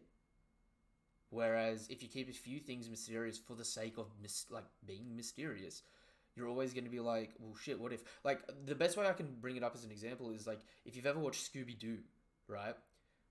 There's always someone under the mask. But every now and then they'll do an episode or a movie where they hint Where to... it's like an actual ghost. Yeah, they'll hint to the ghost, and they just deny it, and they're like, no, it must be explained. But it's, like, left ambiguous, you know what I mean? Like the Loch Ness Monster. It's one of those sorts of things. And I feel like that's better for the story overall than it is to explain everything like that. As for Rox, I would love to see more of Rox. If we're going to get more of him, I really see it happening now with Blackbeard and GARP. GARP being the last person really alive that was at God Valley, and Blackbeard having a connection with Rox with the Saber as a Beck. But even then, if it gets explained and fleshed out a bit between them, I don't think we'll get as much on them as we may think. I think instead of getting Rox's backstory, it'll probably be more focused on introducing Figgle and Garling, Garp, Roger, and the Rocks pirates' dynamics with each other, and more specifically introducing plot about the Celestial Dragons, than it is about who Rocks was and what Rocks did, if that makes sense. Right. And that may be a bit of a disappointing thing there, because, like, you know, I want to know more about these characters, but it's like, how many times can you address these characters and get a bit of their story before you've got to introduce, you know, who was Rocks before Rocks, and it just keeps daisy chaining back until you've just made up an entire lineage of other stories that you then have to explain as well. You got to draw the line somewhere and just go, that's it. Because, for example, right, it upsets me a lot that we didn't get more from the Supernova in Wano, more of their backstories or stuff like that. But at the same point in time, they were introduced as side characters in the first place. Just getting what we got from them was already establishing them more than what Oda originally intended. So I can't be upset we didn't get more of them, when getting them as much as we did was already a bit of a treat. Right. It's hard, because it's like, when you got such a big world and such large world building, it's like, where do you stop? Or do you go on so much of a tangent that it actually becomes a problem to some people for the storytelling? You know what I mean? And there's only so much you can reveal in data books where people are going to be like, well, I would have preferred that in the main story. Yeah, like I think Kid's backstory was revealed in the data books. In SBS, actually. In the SBS. Yeah. Yeah. Because, you know, it's what has me a little bit nervous at the moment for, say, Rouge. Because we haven't had any inkling of him coming back into the story at all at the moment.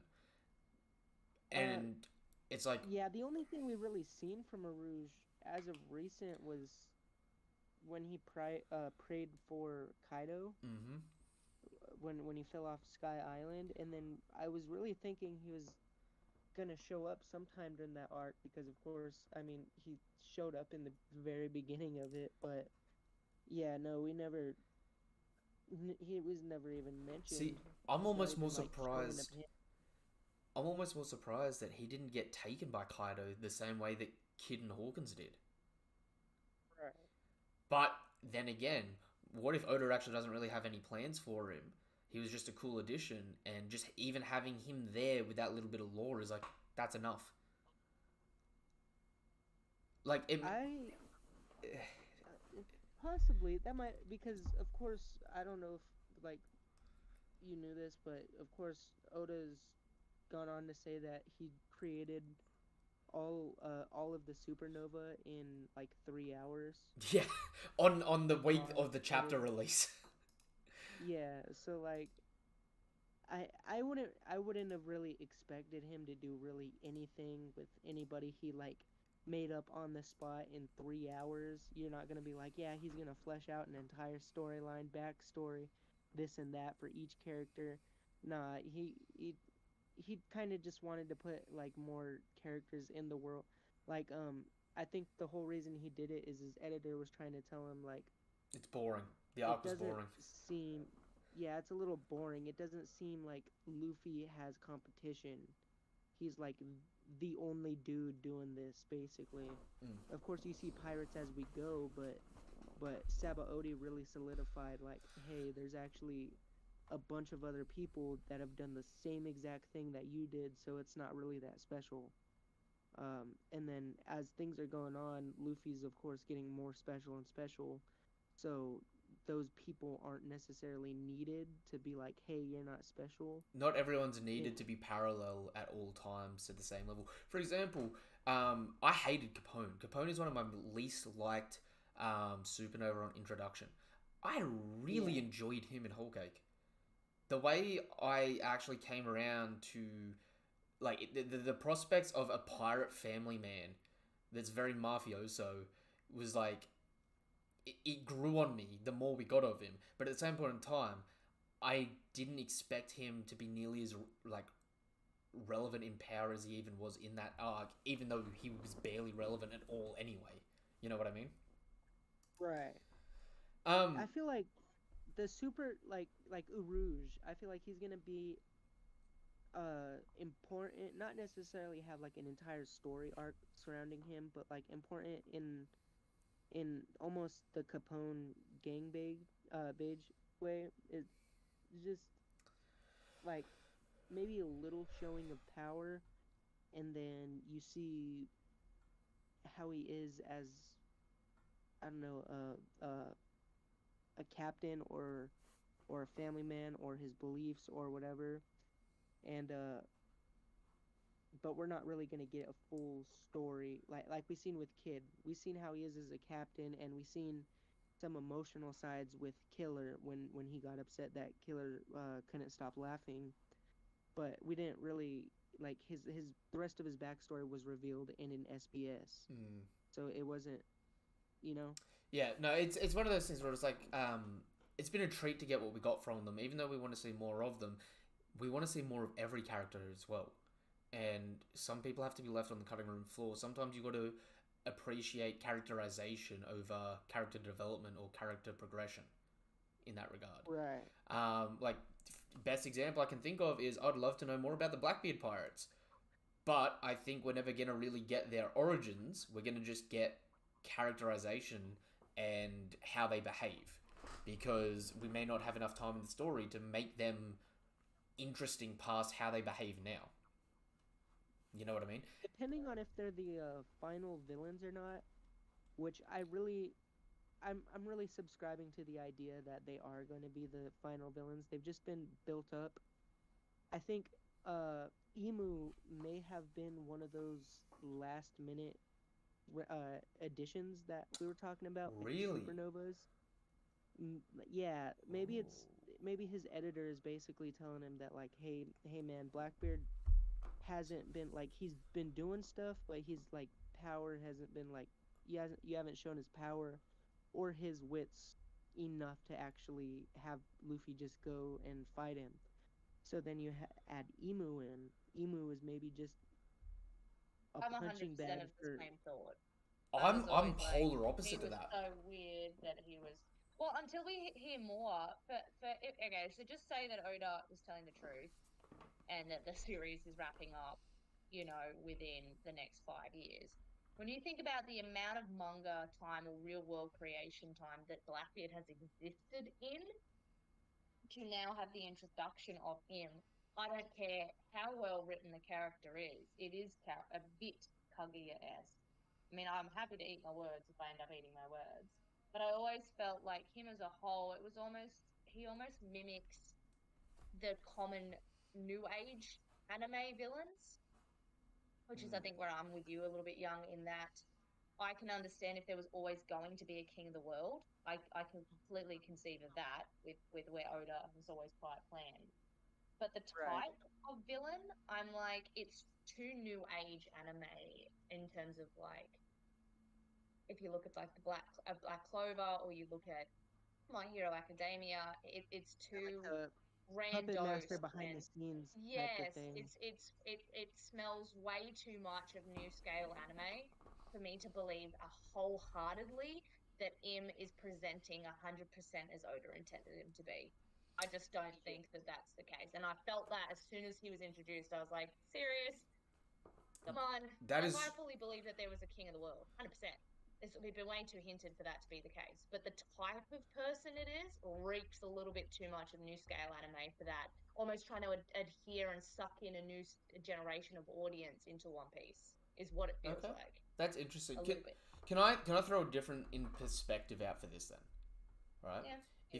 If you look at One Piece, originally it was going to be what we were told by Oda is originally the plan was it was just Luffy setting sail and dealing with the four strongest pirates being the Yonko to become the Pirate King, right? That was his original blurb for the story, and obviously he said as the series went on, stuff delayed more and more and more, and it got more and more complicated. A lot of people take some aspects of that, and I think they run with it in the wrong ways. For example, I could see an argument that the four Yonko we have now may not have been the four Yonko that were originally planned.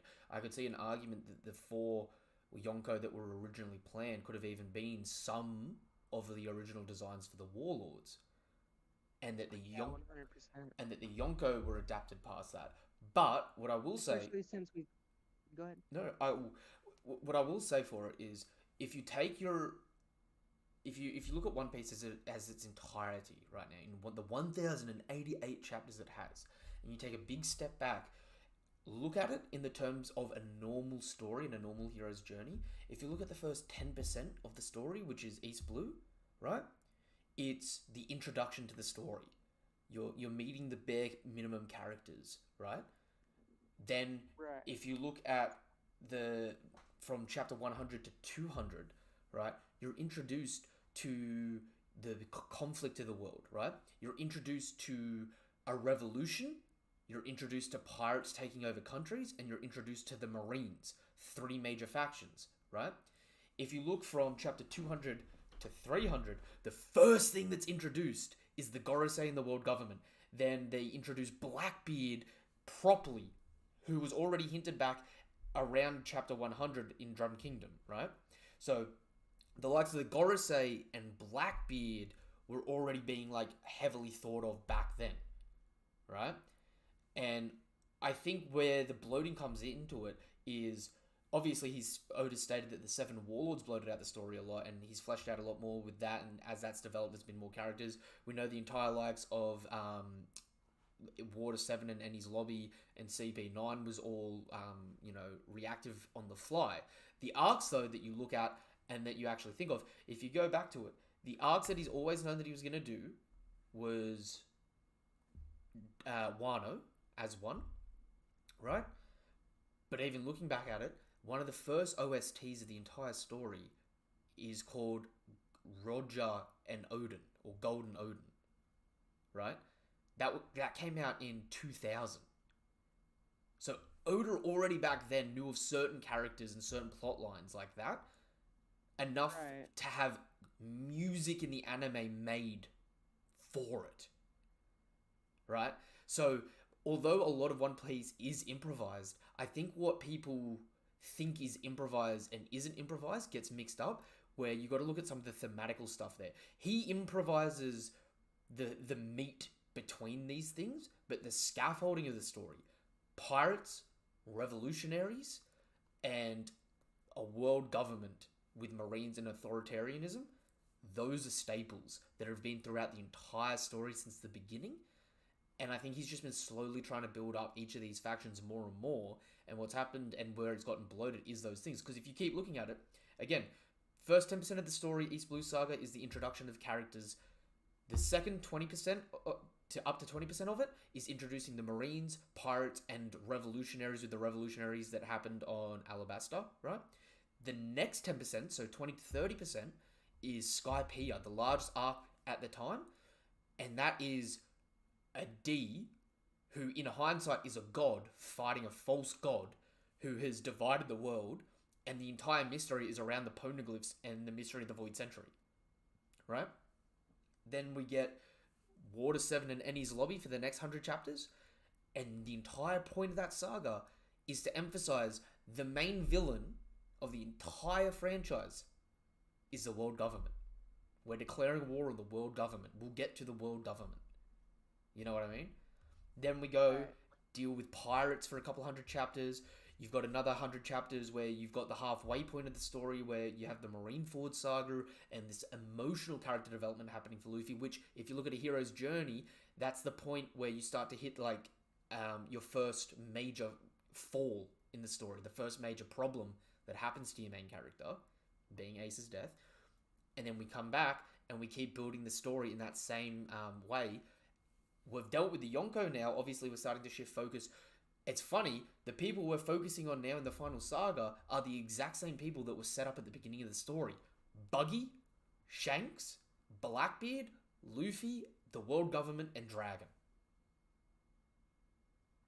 So I think it's a lot more planned out from those beats than maybe what we see with the meat of happening and interpersonal character connections in between that, if that makes sense. Right. Even though I find that to be true, that still doesn't change the fact that Im himself as a character could have gone unchanged. For me. And I mean that respectively. I completely understand what you're saying. And as I said, I 100% think Im, as the character, was always intended to exist. Because Maybe ultimately, not I in the always way he believe. does, though. Like, I will admit, maybe they've changed parts of his character over Like, I time. don't see. I genuinely don't see Oda. The reason I have beef with it is Oda's never been a. There is always one villain. There's always one thing going wrong, as a sort of a person. For me, for the character of him to suddenly be the ultimate big bad overseer who was pulling the strings the entire time, I'm like, he has shown how good people can be evil and bad people can be good, and how everybody's individual actions play a huge domino effect on the outcome of the world. For him to be very much reminiscent of Kaguya, which I'll use as the example, even though it's not a new age anime, but it's just for the like point of reference that I'm making. That's not what Oda has ever written like. It, even to the degree that Luffy wasn't even mad at Blackbeard. Like, don't get me wrong, he's pissed at Blackbeard's betrayal of Ace, but his major beast with Akainu, the complexity of the interpersonal conflict of all these characters has always been, it's not that simple. And yet, having one person at the top of the head of everything that's been resulting of pretty much everything that's gone wrong, and he's the person to watch out for, is by definition the opposite of Oda's written style. So while I completely think that there was going to be a king of the world, and I think that they were going to be very largely responsible, maybe they weren't a powerhouse, maybe they were just some old geezer. But Yeah. the problem that I have is he seems to be this almost all for one sort of I am the overseer, or even in a Okay. negative way. Obviously, like it's sort of semi spoiler for people with Bleach. The final villain of Bleach, which I won't go in any more detail than what I'm about than that, but just this idea of an overarching big bad. Oda has gone in a different direction of his narrative telling the whole time with it, and it doesn't sit with me that's yeah. I don't vibe with that personally. So the thing I have to say about that, right? Um, and like again, one big thing to look at is when characters are introduced, they're normally indicative of what Oda's thinking about narratively at the time, right? And by the way, Glitter, I'm patting myself on the back here. My mind has worked again because I picked one chapter out of 1,088 chapters again. First time try. Chapter 233 of One Piece is titled The World's Greatest Power. It's the only time a cover page for One Piece has been in all black. Now, there was a death for an author at the time around when this happened, that's been attributed to. It was one of Oda's friends. But the point of the chapter is the world's greatest power. It's talking about the Gorosei. It's talking about the Yonko and the admirals, right? Being introduced. But the most important thing is the second last page of the chapter, the people that actually show up, it's the first time the 5 elders are introduced. The Gorosei. And that's chapter 233. So my perspective of that is back then, as soon as Oda's come off the likes of the Alabasta Saga, the first thing he's trying to do is start establishing these people that work directly under him. He's trying to work on that story for him. And it's also really important to note that same chapter, Doflamingo's introduced, who has the exact same story thematically as him. Like, the entire Dressrosa arc is essentially the story of what's happening to the world at large, using Dressrosa as a microcosm of the events, you know? You've got a celestial dragon that's manipulating information, splitting the people, silencing those people that speak out against him to manipulate and control the world, and also is involved in a bunch of underground criminal organizations and stuff like that that's directly empowering him. You know what I mean? It's also really important to note that the other character introduced in this same chapter is Kuma, the revolutionary, the person that's directly opposing that narrative plotline. You know what I mean? So I do agree that I completely agree with what you're saying. I think there's a misconception, because I'm not disagreeing with anything that you're saying. I'm saying him as the character, because I think this is a potato tomato situation. I think a lot of what you're saying is about the role of the king of the world as is. That's not my issue. My issue is what type of person he has become, which is now this. I can just like I'm just gonna sentence like what happened in Sabo. Oh, I can do a one hit from a distance. That like I can order that. I can ordain that. I can be a like I understand the big bad was going to be big bad, and I'm not disagreeing with any of the fire planning or any of like that. I completely agree with everything you're saying. In terms of what type of character Im is, I definitely think that that's changed. Okay, that's fair. And there's no I way for us to ever end up finding out if that's true or not. unless Oda But states it and you trust what he says. yeah, and for me, I think he was always going to be a formidable character. And I think he was always going to be somebody who we all had to watch out for, and who it was the message Oda had, which is there is always someone watching. There's a big brother. There's always somebody that is at the helm of whatever is happening in the world.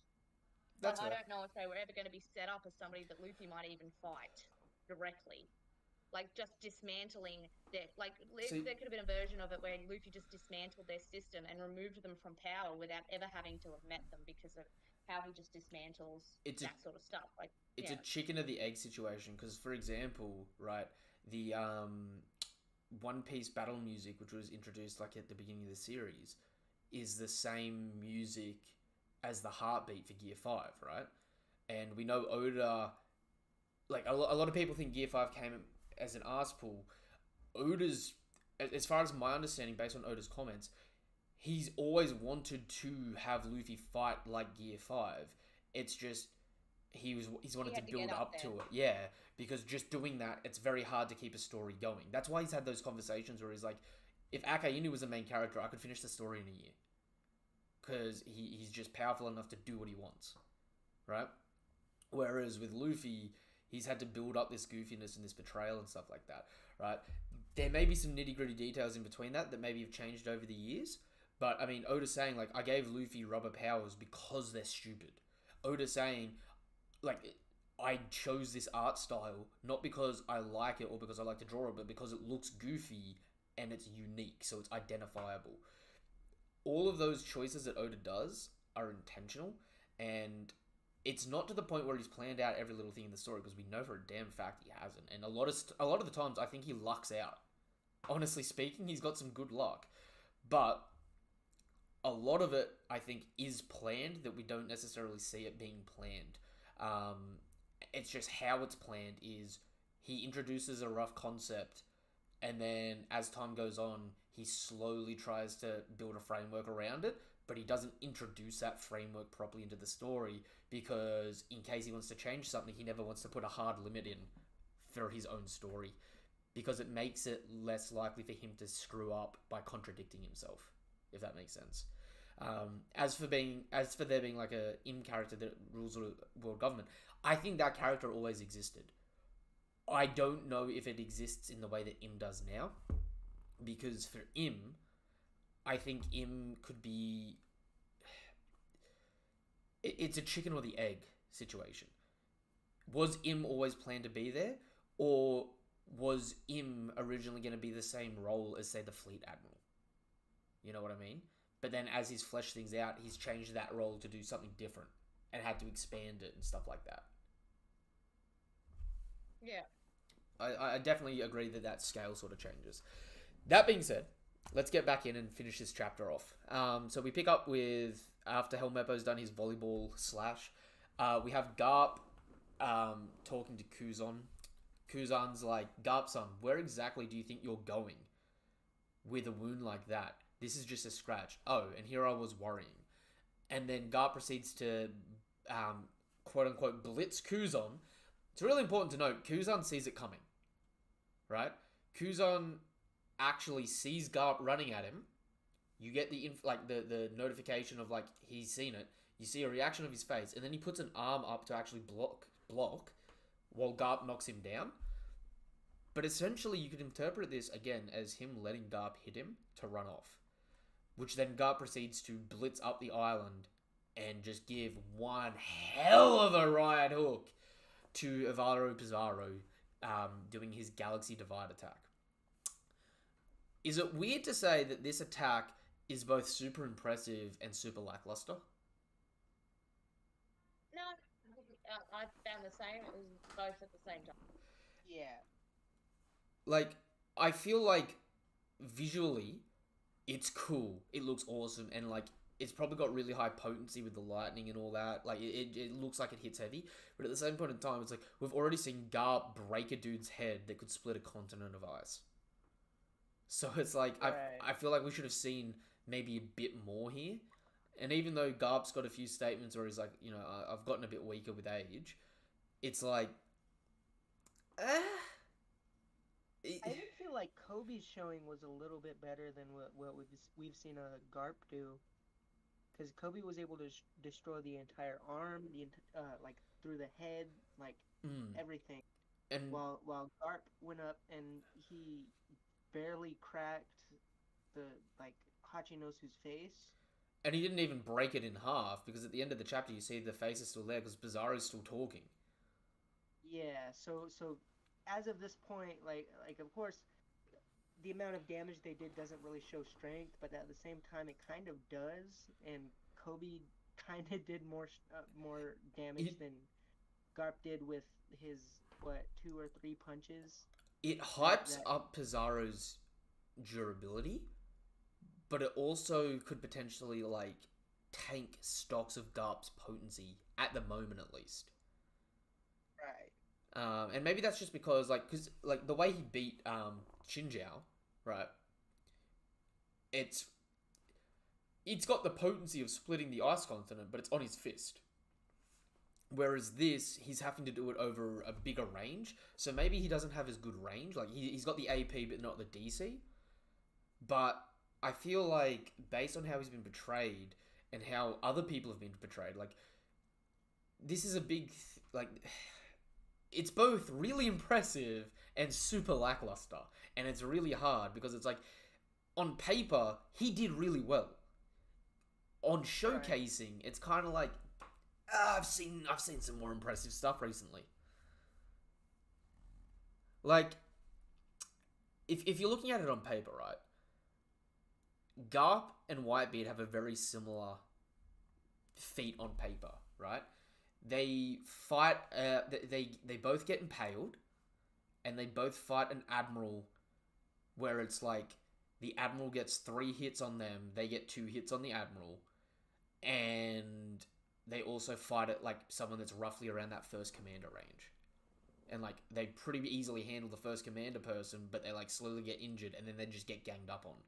On paper, that's very similar. In actuality, it happens for Garp in 2 chapters. It happened in 30 chapters for Whitebeard. Whitebeard looks more impressive because of that. Yeah. So it's...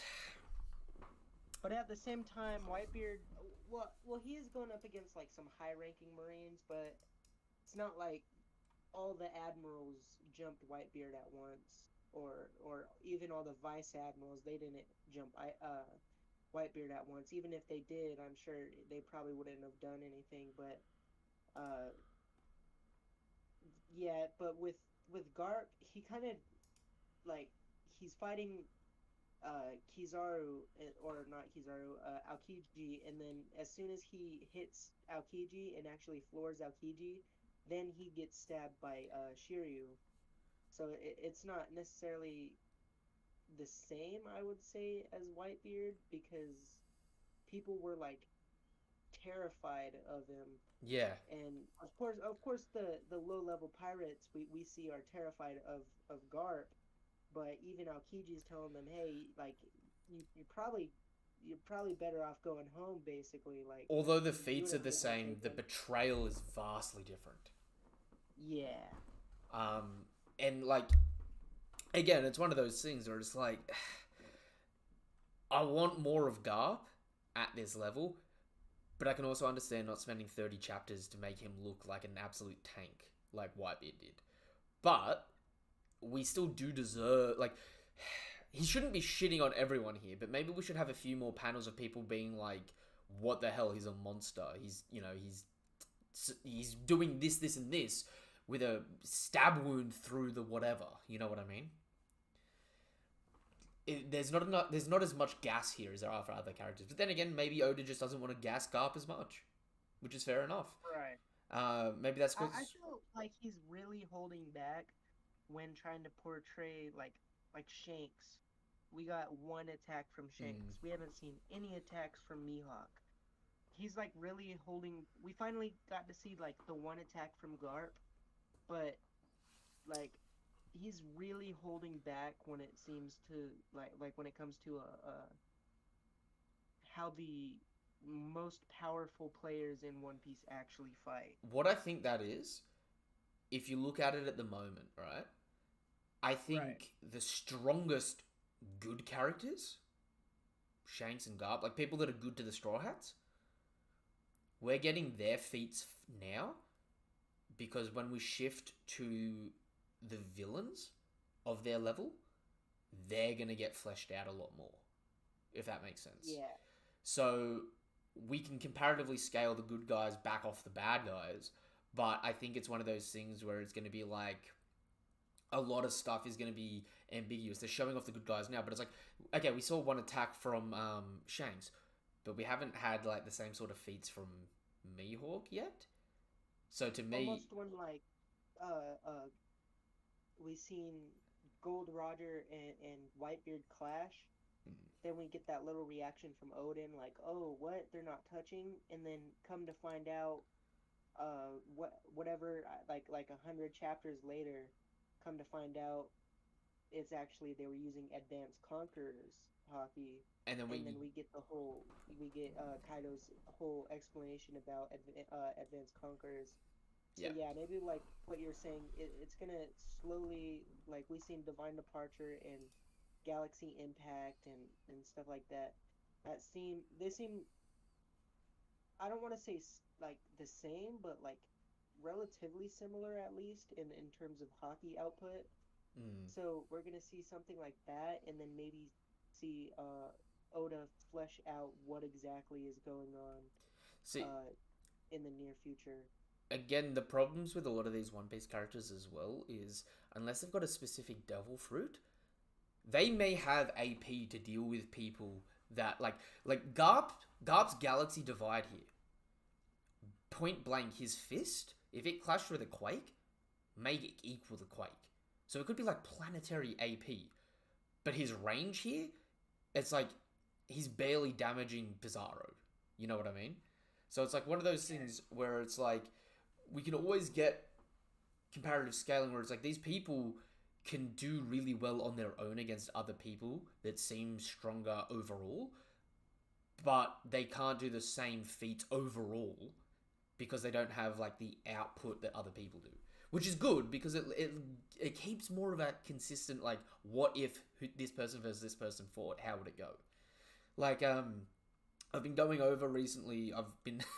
I've been doing an absolute grind, taking a record of every single post time skip use of armament or Conqueror's Haki. I've got a big folder that I've been going through. I've only just gotten to chapter 1000, so I've got a copy of every single time Haki's used before chapter 1000 at the moment, right? Looking at them in that consistency and stuff like that, you start to see like a few more patterns. There's a bit more like, things that I thought were maybe being shown to be meaning one thing, you start to see blurring into other things as well. Where it's like, okay, maybe stuff's a bit different. Like, Garp's Galaxy Fist here. So we see the black lightning coming off it, right?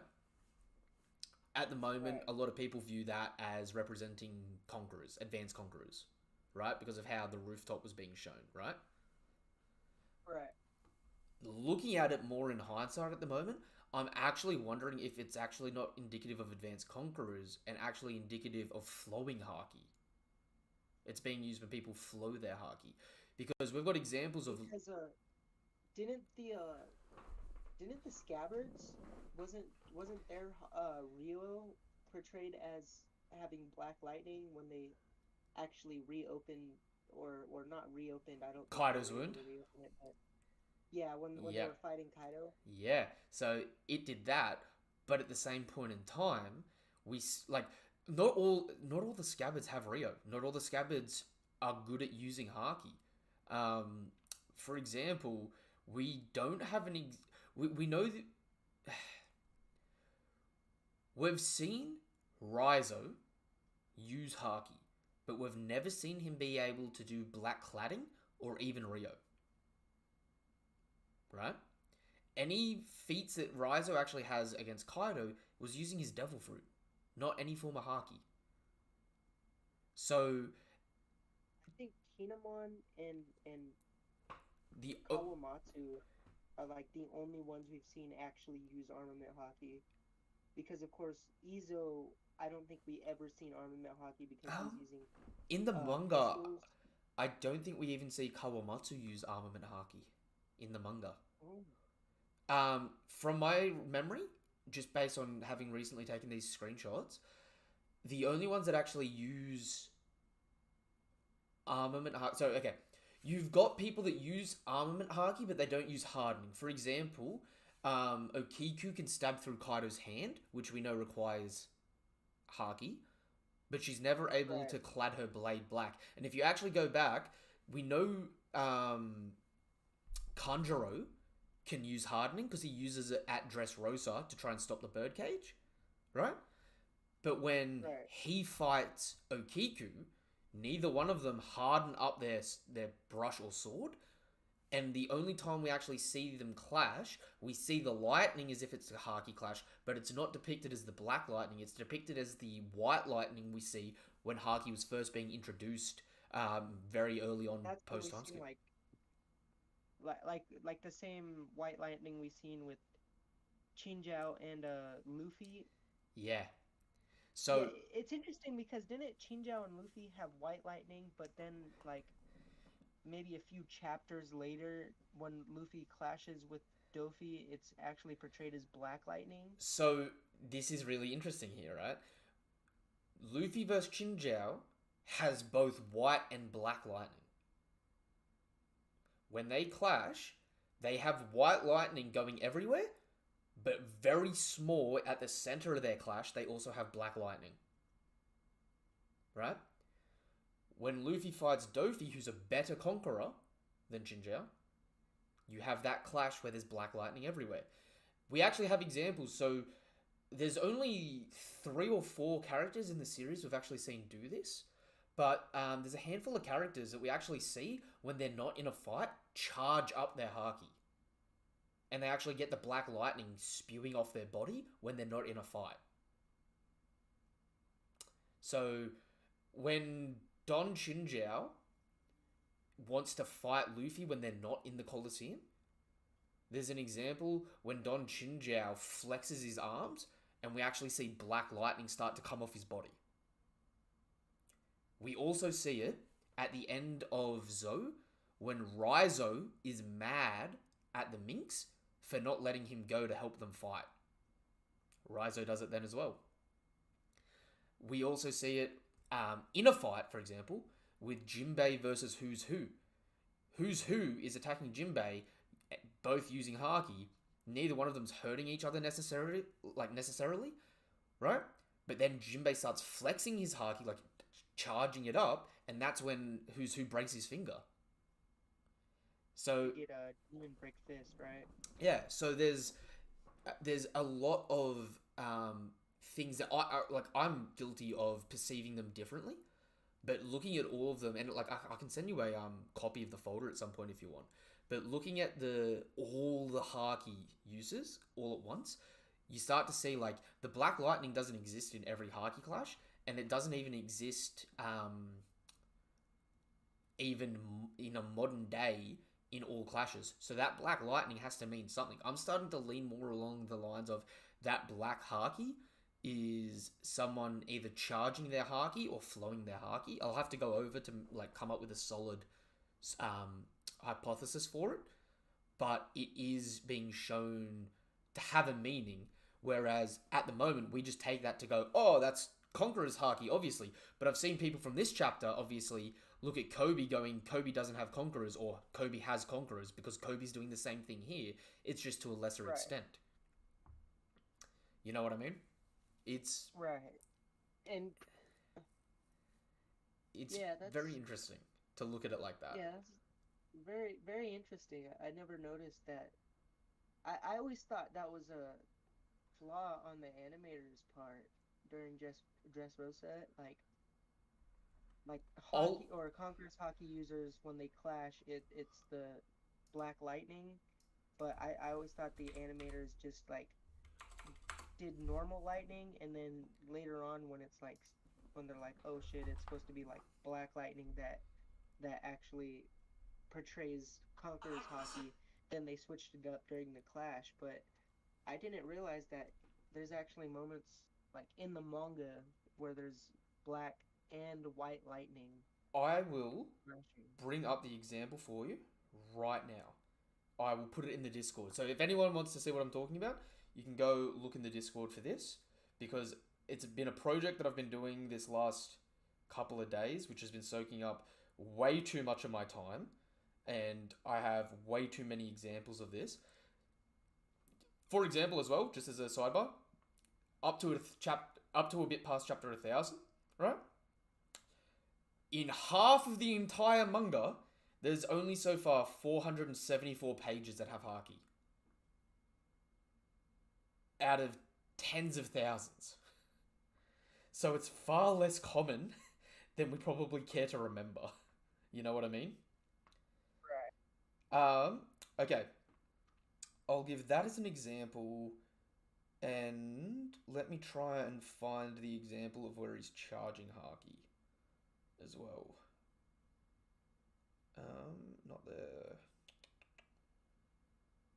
No, that's when he's using Conquerors.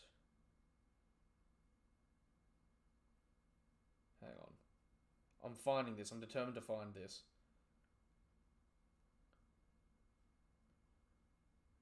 Where am I looking? I'm so close. I'm so close to finding it.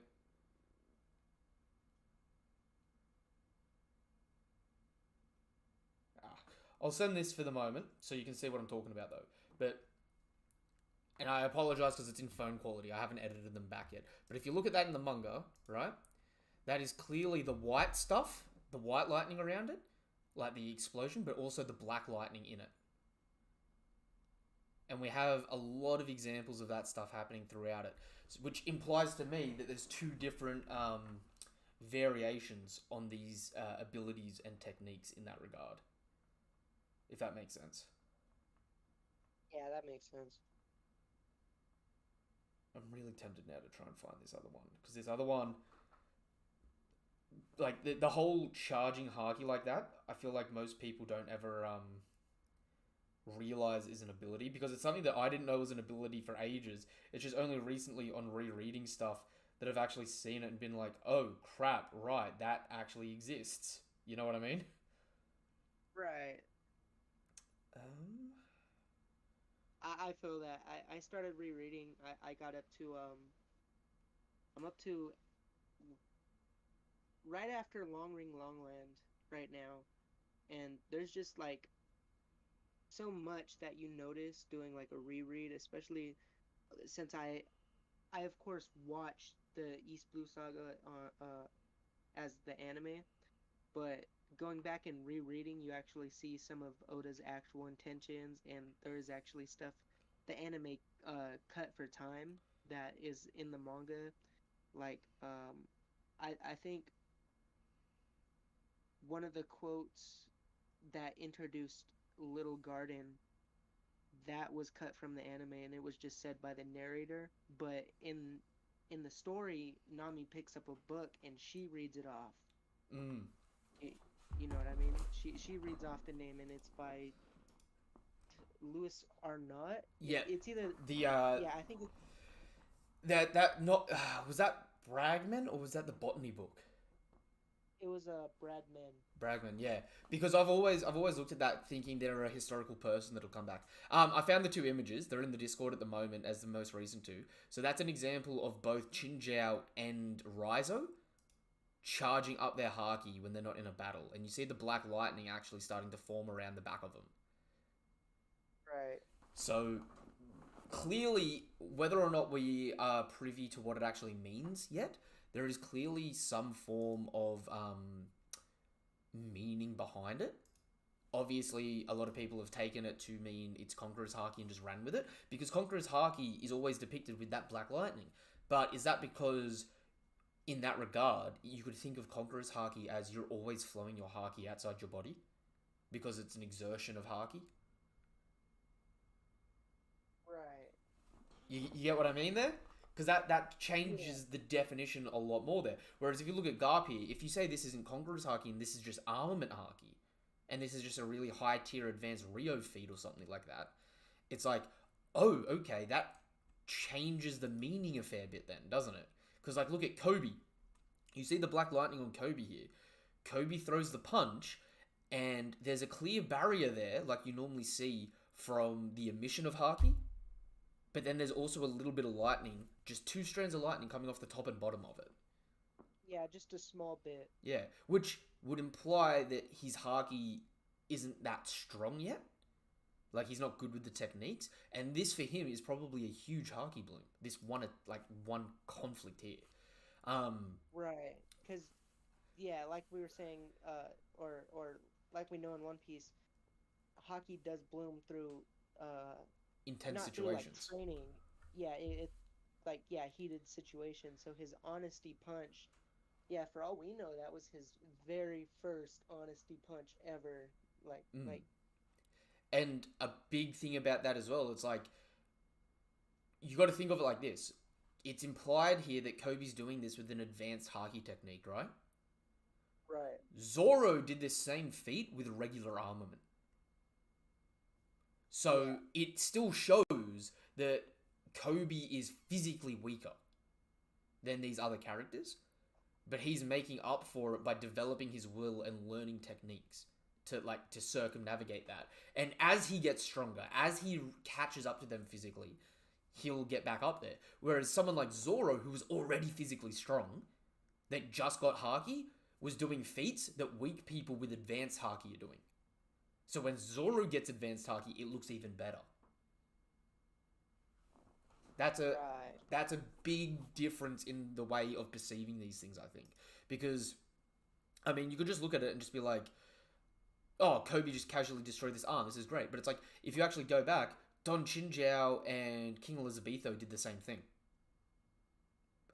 In the midway point of Dressrosa, they destroyed one of Picker's arms, didn't they?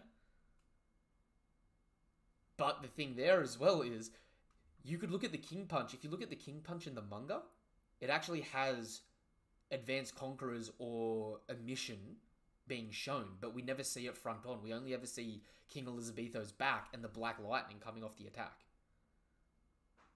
But if you watch it in the anime, it's always shown to have like he hit Bartolomeo's barrier from all the way across the stage. Yep. And like of course he blocked it, but you've seen it. He was standing, and then there's like a almost a crater going up to Bartolomeo's barrier. Almost like what we see from like Ikuku Sovereignty or Kaido and Big Mom's Conquest of the Sea attack, where it's like a big beam, and then it tapers out. Because you know what the funny thing about that is, right? I would argue that all their duo attack there on the roof, right? I was in a TikTok live the other day talking about this, right? Do you think that is Advanced Haki or Advanced Conquerors or not? The lightning being emitted? No, the Kaido and Big Mom's Conquest of the Sea attack, the big beam attack they do up on the rooftop. Yeah, I feel like that would be advanced. I could see it being like normal armament Haki, almost like because it is the same thing we've seen Dory and Bragi do. So saying that it is Conquerors, would you also be saying that Dory and Bragi would have Conquerors, which we didn't really. You'd think we would have seen it more if Oda didn't really if it wasn't. The funny thing about that is, if you look at it, so Kaido in that regard, you can argue is just the upgraded version of Yamato, right? Right. Yamato's projectile club attack, we've seen it a couple of times used, But the first time we ever see her use it, it's actually shown with the black lightning coming off the bottom of the attack. So it's implied that it's a Haki-based attack. Big Mum we've seen Right, use... so maybe that's like half of the Ikaku sovereignty type thing. Big Mum's Ikoku sovereignty, right? Oh, sorry, Big Mum's Ikoku sovereignty. We've seen it a lot of times and it doesn't have the lightning, does it? But the first time she ever used it in Whole Cake Island, the page after you see the slash, you actually see that there's a giant amount of black lightning being emitted from where Big Mum is after having done the attack. Now, when we see them on the rooftop do it, we don't see any lightning at all. But you could infer from that they are using an advanced Haki attack. It's just not being clearly portrayed to us. With Dorian Broggy, I would just say outright, if anyone was really random, was going to have Conqueror's Haki, it would be the two strongest giants from the nation that's regarded as the strongest nation in the world. Yeah. Like, it makes more sense for them to have it than it would for some random, like, King Elizabetho to have it. If that makes sense. Yeah, that makes sense. Especially since what we've seen from Dorian Broggy, they have, like, Conqueror spirits. Mm-hmm.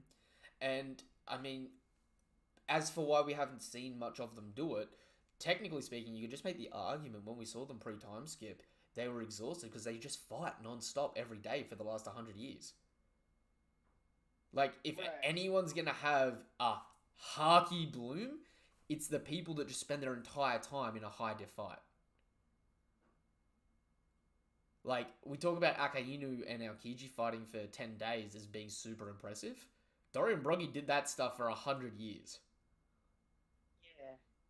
So it's interesting because although we haven't seen it, there is enough set up in the story to explain it if it gets released to be shown, if that makes sense, right? Again, it's hypothetical at the moment, but there's enough precedent in the story for it to be like, oh, okay, that actually is how it works. That makes sense. That being said, cutting back to the chapter, so we have this where Kobe talks about how he trains 200 times harder than every other character.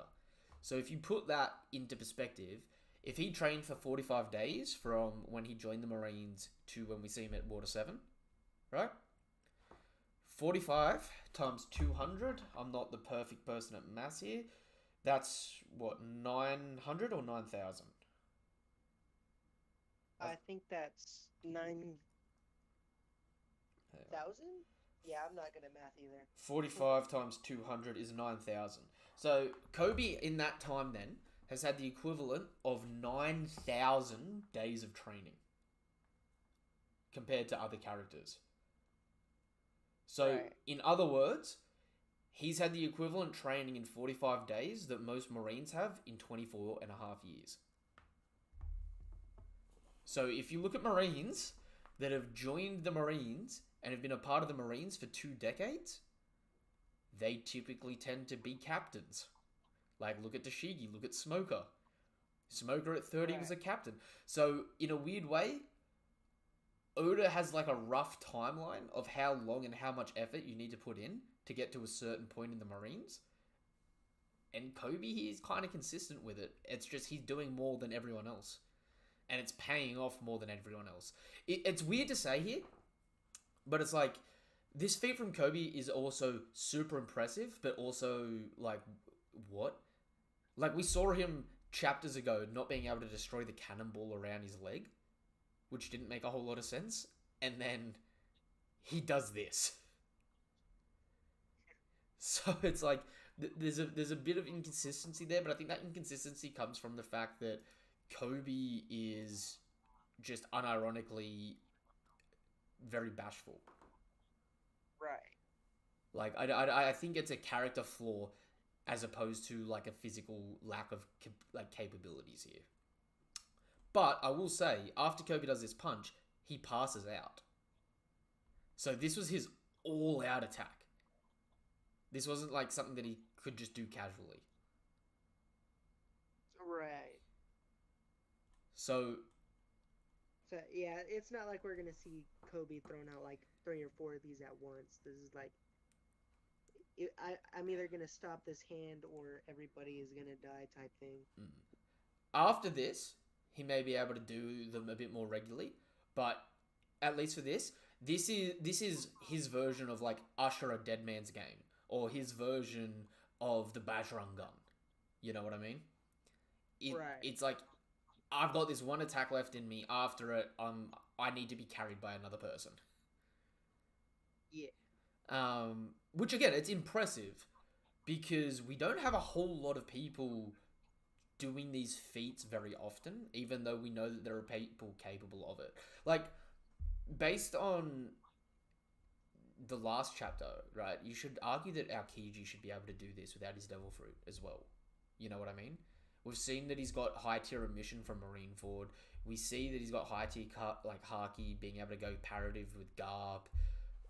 He should be able to do something like this, but just based on his fighting style and his abilities, he doesn't. So it's like, it's not something that we get as a treat as an audience to see it happen a lot. So it's cool getting to see Kobe do it. And it's also really fitting because it's like Kobe now at this point, he's delayed behind Luffy.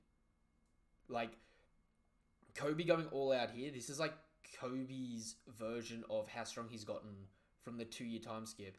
And like, he's got a pseudo bounty of 500 mil, so it's fitting that his best attacks are being shown to be comparative right now to what Gear 3 Luffy was doing, which is Luffy after Luffy's 2-year time skip. You know what I mean? Even though Luffy's progressed more and more and more since then by having fought so many comparatively ridiculous characters. It's good consistency. Also, like, weirdly enough, that Prince Gruss is just like a discount version of Doflamingo. Yeah. The spider webs, and then he can make like the clay golems, like Dofi had like the Puppets. string puppet thing he can make, and Oh! he even has like the same coat, almost the same walk because the shoes like. Oh shit! What if that's Corazon Rosinante's kid? Ooh. Yo, low key though, they look almost exactly the same. Because I've seen so many people saying that like when he was first shown in the cover series, I saw a lot of people being like, "Oh, is that a clone of Doflamingo?" But You'd do anything just to have a little bit more of him still alive. yeah, I would. 100% I would. I want Rosante alive. But he looks like a Don Quixote. He does. He's in the Marines. He's in the age bracket seemingly. Which, honestly, if he were to have had a kid, he would have immediately just offhanded that to Sengoku. He would have been like, yo, don't want my brother anywhere near this thing, please. Like, just, you take it. They call him Prince Gruss as well. Like, he So like... it could be a jab. Like, imagine, like, one of the boys, you're in the army, and they're like, oh, so you come from Celestial Dragons, oh, hello, little prince. The like, prince... Honestly, it could be just... The prince part of his name is actually seemingly a title, not part... Like, Gruss is his name, Prince seems to be the title. Like, his last name doesn't actually seem to be Prince. If you go back to his introductions and stuff like that, like, when people refer to him, they refer to him as Prince, whereas every other character they would refer to as, like, Gruss, because based on the One Piece naming scheme, it's like Monkey D. Luffy. People don't go around calling Luffy Monkey. Right.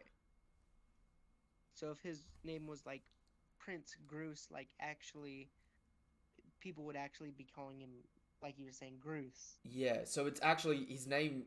The prince there could be a title, so he could actually be something like Don Quixote Groose. Right. Which, I would both love that, but like I don't. Maybe I'm reaching too much into it. I don't want to get my hopes up on that. Because he looks so much like Rosante though, you know what I mean? And like the fact that he's fighting just like Doflamingo, like he's got the clay golems like the Paris, like the Dark Knights. He's got the web like Doflamingo. People say he dresses like Doflamingo. He's a marine. and that way it'd be His hat like almost looks like a bird bill or something like that. and With how long it is. making matters even better. That would mean the people that came to this island are Kobe, Gruss, and not Hibari, Suru's granddaughter. So it'd be Suru, Sengoku, and Garp's prodigies coming here. Right.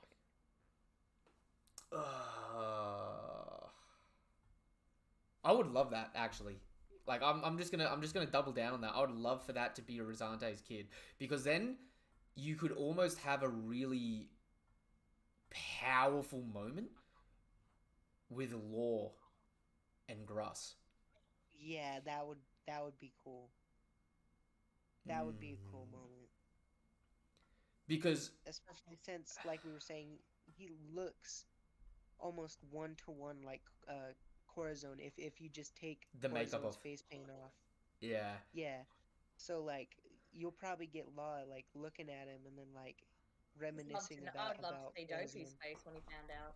Well, imagine Ooh. imagine the flip of it too. Because Dopey's still alive. Imagine if he found out. Imagine the His flip of brother it had too. If Gruss doesn't like Law because he feels like his dad died instead of spending time with him for another kid. So there could be some resentment there on one side, whereas Law would just see him as a mini Corazon, and like it would be a trying dynamic between like the two of them. like an uncle Law. Like Law's trying to almost insert himself routinely in his life, keeping an eye from him like from a distance. And he's like, I don't want anything from you. Just go away. I don't want this. I don't want anything to do with you. And then Law's just like maybe like a cover story. Him and Beppo just like pretending to read a newspaper from a distance while he's just going about marine stuff, and Law's just like keeping an eye on him.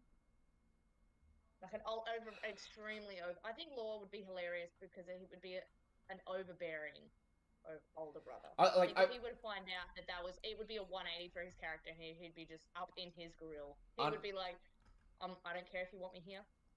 Couldn't care less.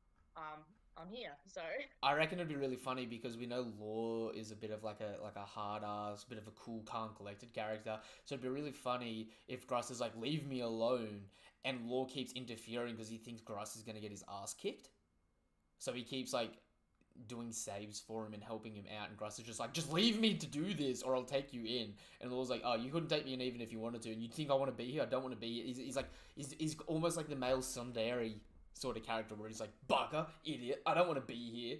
But every time he leaves, he's like, no, but are you okay, bro? You good? You clean? You need help? You need some love? You look like my father figure. Teardrop. I'm now stuck in that mindset now. I don't think I can see Gruss as not being a Don Quixote, especially since we just had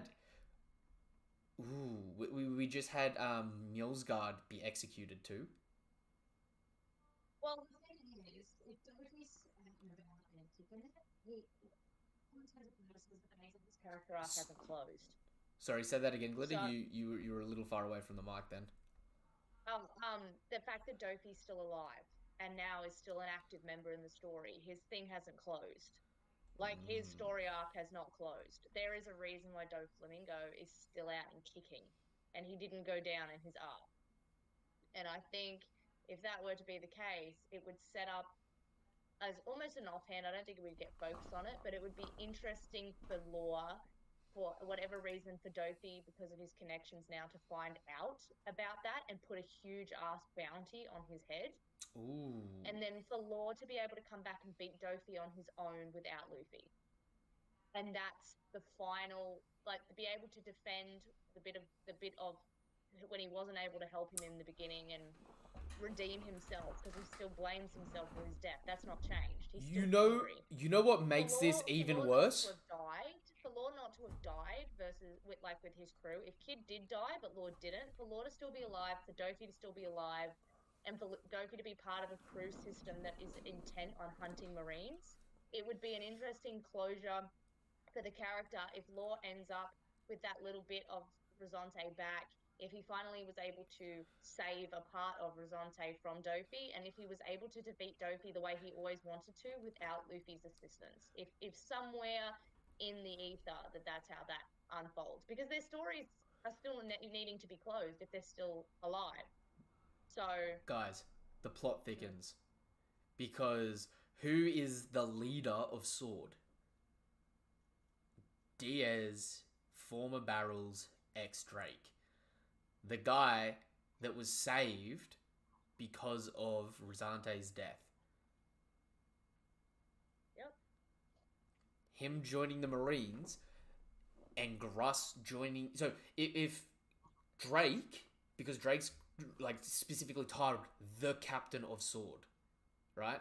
Implying that Drake's the leader of Sword, would imply that Drake, who got done dirty by Doflamingo and his dad murked, teamed up with Gruss, Rosante's kid, to be allowed to infiltrate pirates' organizations to bring them to justice as undercover operatives. Ooh. So I like that. it would actually give a thematical reason as to why the organization came together and why the founding members actually joined together to do it in the first place. Which, I like that. which makes it even funnier because Doflamingo having his pot in every pie from the criminal underground also inadvertently never figured it created... out. He inadvertently created the underground on the good guys' side in the Marines. So, like... That's interesting. I like that. Oh... Even if it's not true, that's my little bit of headcanon going forward until proven wrong. Right. Okay, that being said, we see that Grass catches up all this debris, tosses it in the water, and then we get the last spread of the chapter, which is freaking monumental, and I'm going to zoom out a little bit on it, just so people watching the stream can see it a bit better. Okay, that zoomed out way too much. So, we see the Marines sailing away, as we see Garp laughing, surrounded by all the pirates. Somehow they got someone without the water. Someone explain that shit to me. Who dragged his ass out of the water? I saw him on the seabed. He was knocked out. He is not getting up himself. Like, the only way I could see them, like, did Aokiji make, like, an ice pillar or something? Or Maybe Pizarro picked him up? Right, yeah, maybe that happened, but yeah, I don't see them, like, reasonably getting San Juan out of the water. Do you know what makes it even worse? Maybe he just, like, grew and then, like, stood up, because we do know devil fruit powers do work while you're submerged. They just, you just can't swim. What makes it worse is I think he's coming from the opposite side of the island where he was actually thrown.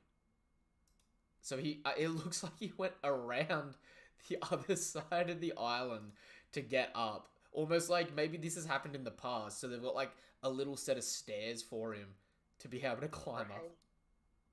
It's like a ramp or something. Yeah, just a gentle incline to help him get up. Because yeah, if you look at the beginning of last chapter, he was thrown off the right side of Hajinosu on his head. So he's knocked out and we see his head hit the bottom of the water, right? Whereas at the end of this chapter, he's coming up from the left side of the island grumpy. So he's had to walk around the other side of the island to climb up. Also, we see Shiryu standing over here looking menacing as anything. Same with Dopa. I'm forgetting his name. Vasco Shot. There we go. And Kuzan is standing over here. Unironically, this makes Kuzan look like a plant more than anything, because Garp's laughing, but Kuzan froze Garp's stab wound, so Garp's no longer bleeding out. Yeah, that's what I noticed, because at first I thought, like, oh shit, he got stabbed again, but no, it kind of looks like he just was freezing him to the ground, and then, of course, since he has a stab wound all the way through him, it just, like, the ice went through the stab wound, and like you were saying, stopped the bleeding, basically stopped him from dying. It also looks a little sketchy in the sense that you could almost interpret this. If you actually look at the faces of the Blackbeard pirates there, they're all frowning except for Vasco's Yeah, shot. that's interesting. They're normally all like smiling or laughing, It- especially if they did something like capturing Garp. You'd think they'd all be over there like laughing and like besides Kuzan of course, Hmm. but you'd think at least Shiryu would have a smile on his face, but for some reason they all seem to have like It frowns or like they weren't proud of it it or something like that. it almost looks like because Kobe got away, Kuzan is fuming because he's been put in a situation where he either has to team up with Garp and betray the Blackbeard pirates, or let Garp die. And I don't think Kuzan wants Garp to die at all. So you can almost interpret this as Kuzan weighing up what he's going to do because he's actually facing down the entire Blackbeard pirates here. Right. So depends on what Shiryu does here, because Shiryu could interpret this as you froze his wound. Why? You know what I mean? Right. Because the way it actually ends, they go, in the following day's paper, the legendary hero Vice Admiral Garp would be declared missing in action on the pirate island after the successful rescue of the young hero Captain Kobe. They don't actually say what Garp's fate is. It's ambiguous, and it's only being reported by the Marines that left safely. Yeah. So anything could have happened on Pirate Island. Kuzan could have betrayed the Blackbeard pirates and left with Garp. Kuzan could be still allied with them and have killed Garp, or they could be trying to ransom Garp back to the world government to join, just like Blackbeard wanted to with Kobe. Yeah, I think that's probably what's gonna happen because remember Kobe is a sword member and he was trying to tell Garp that when Garp was telling him his dream, he's like, well, I'm not really a good bargaining chip because I am a member of Sword. And that's when we get our whole explanation of what exactly Sword was. So yeah, maybe now Blackbeard has even more of an incentive to enact his plan because now he knows, hey, this is Garp. This isn't the sword member, the hero of hero of Rocky Port. This is it's Garp, the hero of the Navy. it's You know also what I mean? super important to note that Garp and Toshigi were the only people here not confirmed to be sword members. Right. So the Marines would potentially get involved for them because they never handed in their resignation. Like, these two things are technically acts of war. Right? Yeah. Making matters even worse, we see, however, another story would also gain the world's attention on the Egghead incident the following day. Right? Right. So we see the fleet of ships arrive at Egghead, and they say verbatim, this is the next day, right? Yeah. The crazy thing about this is the day before we saw a Blackbeard pirate ship pull up. Right. So That means they've had a full either- day on the island. yeah. So I think what we're gonna get next week, or not next week, but next chapter, is a flashback almost. We're not gonna start out with the battleships coming to Hachinosu. We're gonna get a flashback of sorts where what do you call it? We find out see what the Straw Hats were doing. Yeah, we find out what the Blackbeard ship wants and who exactly is on it. And right now I'm assuming who's gonna be on it is gonna be Lafitte and Katarina Devon. Yep. Considering on Winter's Island we've seen Blackbeard, Stronger, Dot Q, Burgess. We've seen Augur. every other member except for the two of them at the moment. Yeah, so I feel like on that one specific ship we're gonna get Lafitte and Katarina Devon, and I feel like Lafitte has something to do with a Nami storyline. I forget why. I think The it was sheriff. from like an SBS. Yeah, he's a sheriff, and like it has something to do with an SBS where I think he's connected to Bellemere.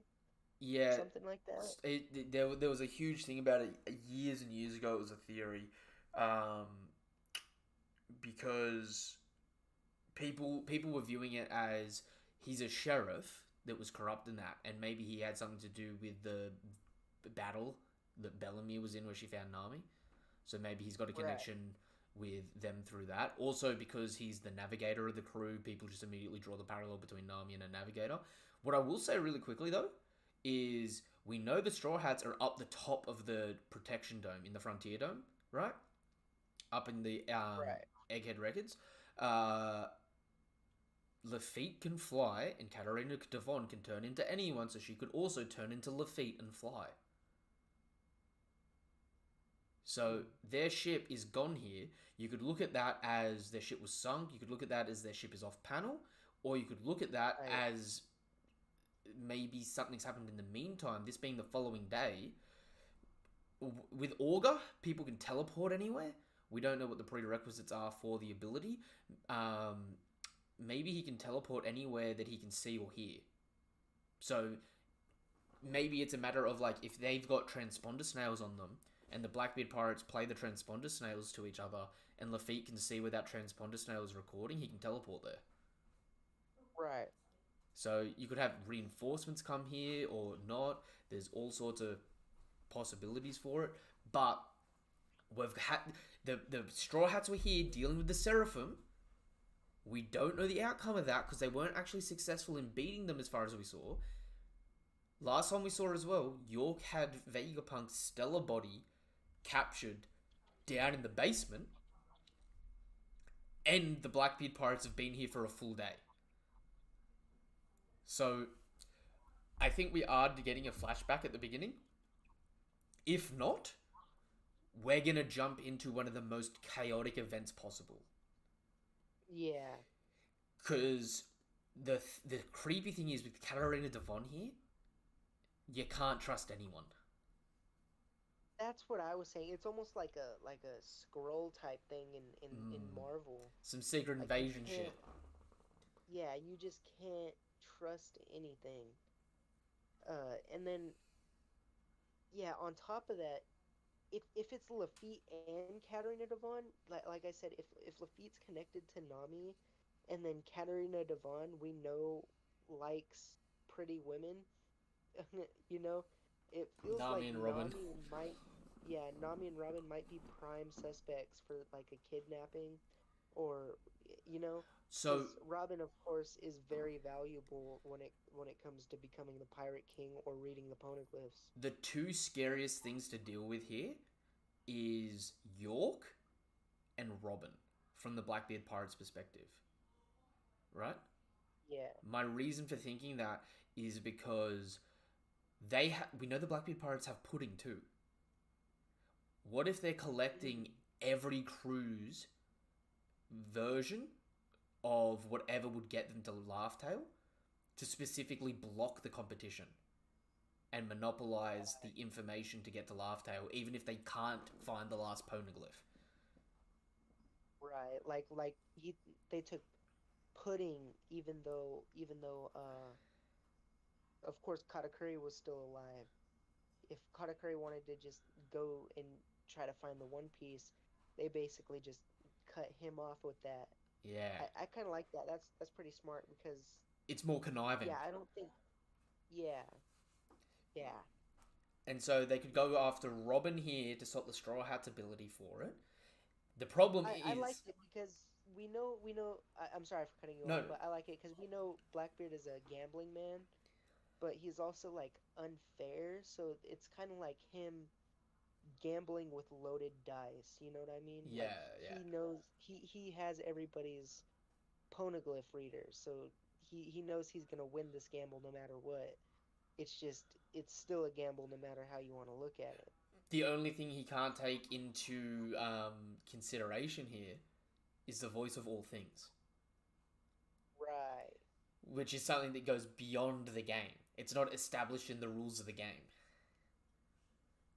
So it could make for a very high tension race to Laughtail. You know what I mean? Right. Because he doesn't have the voice of all things. Say Luffy has the voice of all things, obviously wants to get Robin back. Is like, shit, do we go for Robin first, or do we try to beat them to Laugh Tale because we know that's where they want to go, even though we don't have Robin?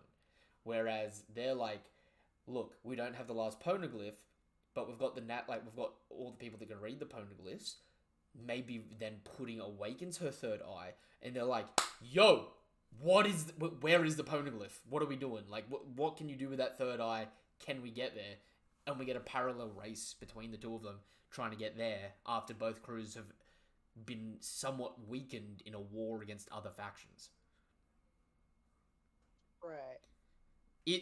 It's chaotic crazy. Because also another big problem here at the moment is the only island separating Hajinosu and Egghead right now is Elbaf.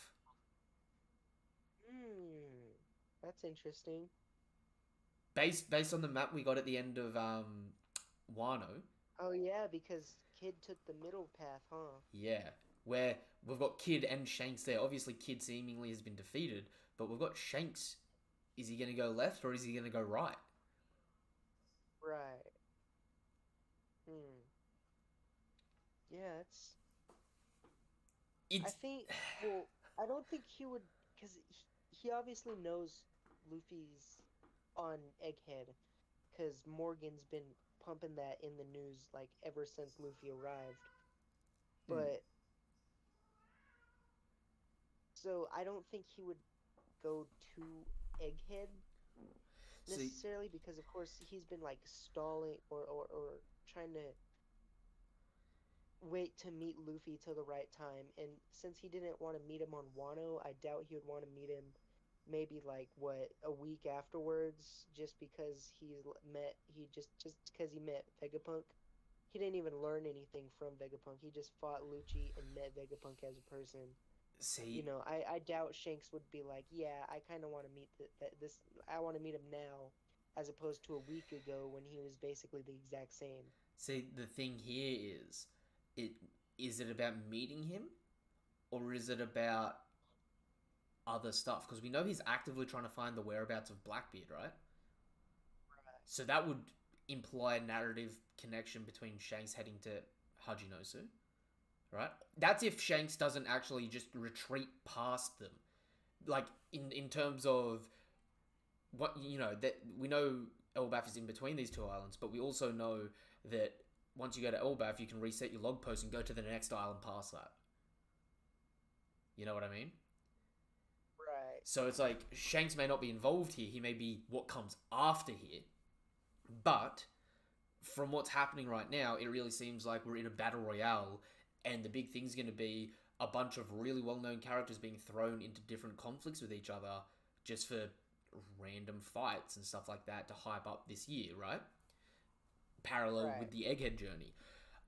The problem I have with it is it's going to be like, we've got some big factions that we haven't seen made moves.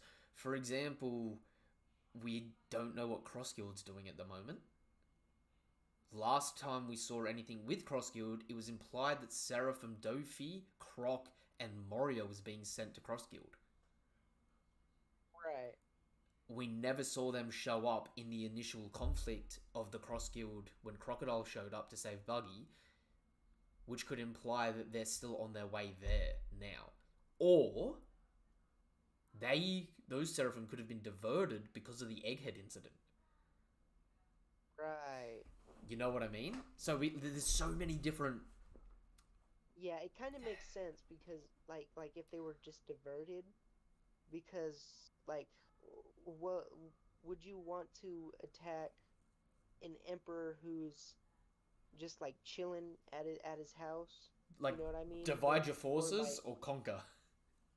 Yeah, like I feel like if one emperor is already caught like wreaking havoc in the new world, then just focus all your forces towards them. Why would you try to like take down two warlords at the same time? You know what I mean? Even if you think you can with the Seraphim, it would still make no sense, considering that they were terrified when two warlords joined forces. They were terrified. and then so you would like want to pick a fight with two warlords at a time again. That would make no sense. See, the crazy problem here is, although we know there's 100 ships coming to Egghead, it's a mix of Marine and World Government ships. But we also know that some of the ships are coming from G14, which we know is just around the corner. It's within one island of Hajinosu as well. So there's marine ships coming from all directions to Egghead. Whereas there's wars happening on the backside of some of these ships. From like the Blackbeard pirates or the Red Hair pirates and stuff like that. And at any point, any of those other big factions could make a move. Because one thing that we haven't really established yet is Kizaru and Saturn are coming to this event, right? We have no idea about Green Bull, Fujitora, Akainu's most likely at Marineford, right? What happens if another major government facility gets attacked now? Ooh. A big thing that would be really cool to see is if Cross Guild attacks Impel Down. Right. That would actually be cool. Because I know everybody, as soon as they seen all the ex-warlords getting together and forming Cross Guild, everybody wanted to see Dofi on that crew.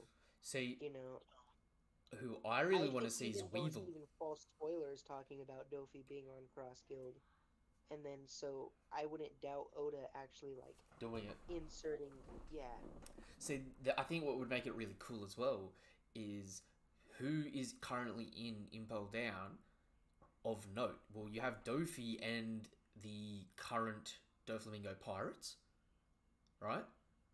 You have Right. Weevil, the arguable clone or son of Whitebeard, right? And is there anyone else major in Impel Down at the moment? I think there is. Who's been caught recently?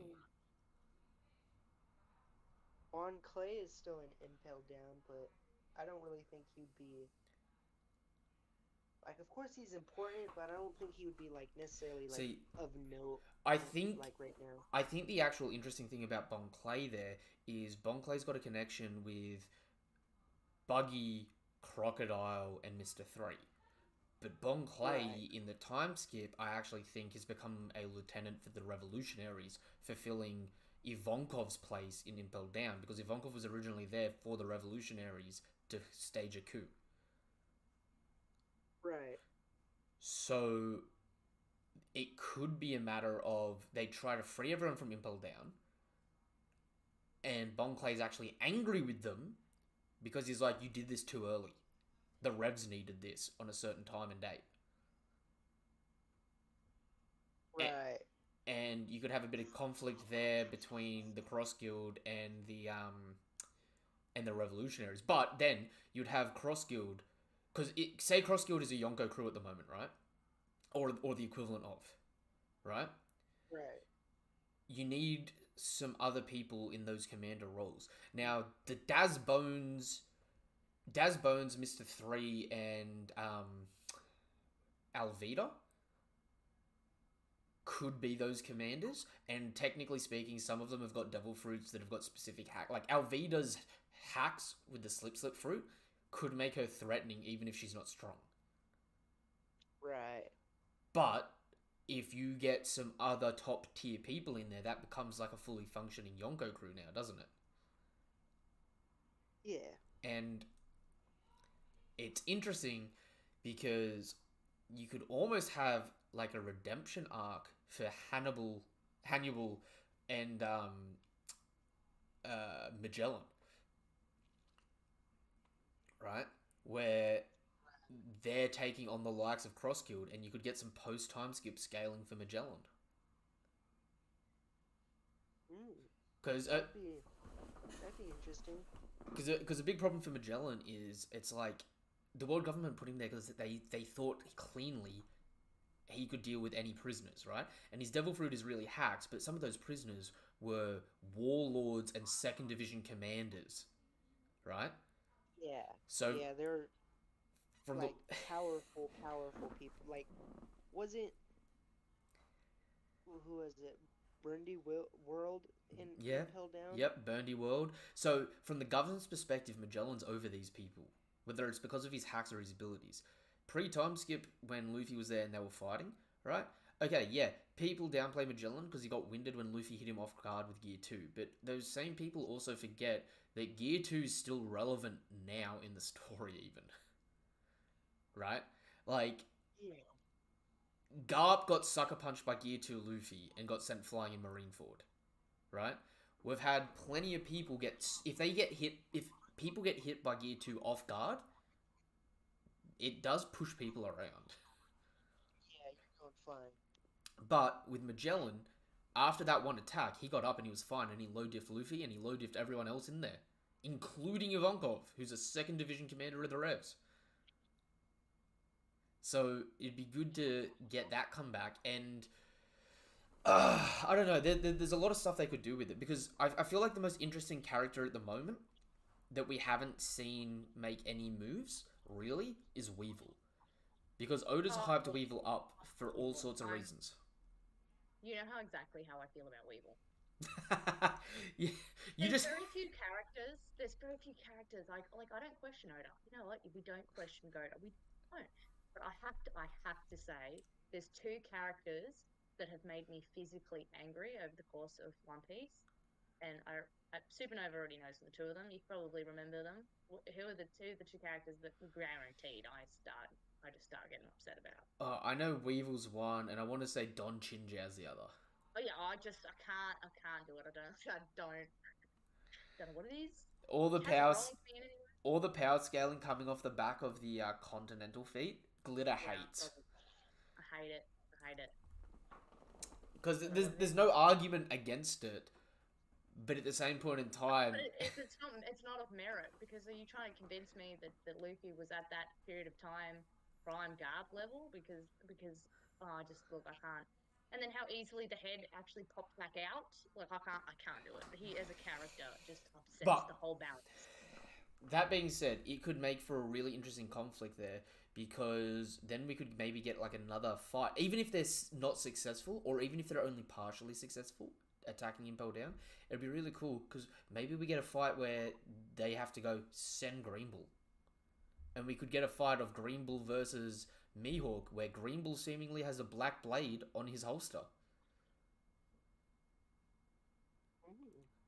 Like, it's a random matchup that has potential, because like Oda this year specifically said, keep an eye out for One Piece. It's going to be a battle royale.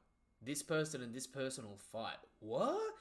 A lot of people took that to be like, oh, okay, there's a specific fight that's going to happen. I took that to be like, there's going to be a bunch of random fights with random people that you don't expect. Yeah. And it's going to be like a really brief clash, but we're going to be like, oh shit, they fight? Like, we got to see Kid and Shanks this year. We got to see Blackbeard and Law this year.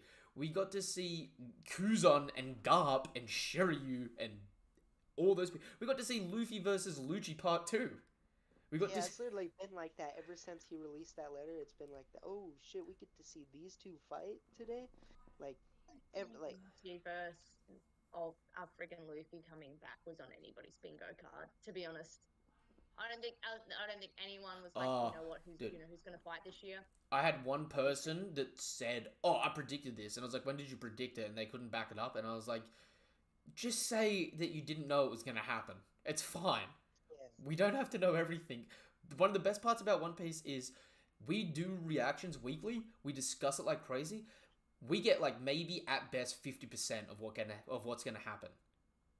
Yeah. The other 50% is so random. It's just like whatever. We're along for the ride. Thank you, Oda. I loved how you try to pay attention, and then Oda just throws so much stuff into the story that you have to remember and keep in note. Like in Egghead, we're thinking about Shanks and Kid and Blackbeard and the man marked by flames and Caribou and Vegapunk. that at some point you're just like, you know what, just take me for a ride. I'm done trying to like map all this shit out. Just like tell the story. See, the man marked by flames thing. Thank you for bringing that up because I don't get to talk about it enough. Right? The man marked by flames is such a random character that's gonna have so much importance in the story that it's so hard to predict who or what it would be because it's like my personal opinion on it is it's gonna be one of like 3 or 4 things, right? It's gonna be a new character altogether, in which case no one has a chance of predicting anything about him or her. You know what I mean? It's just gonna be such a random character that you're just like, okay, who are you, right?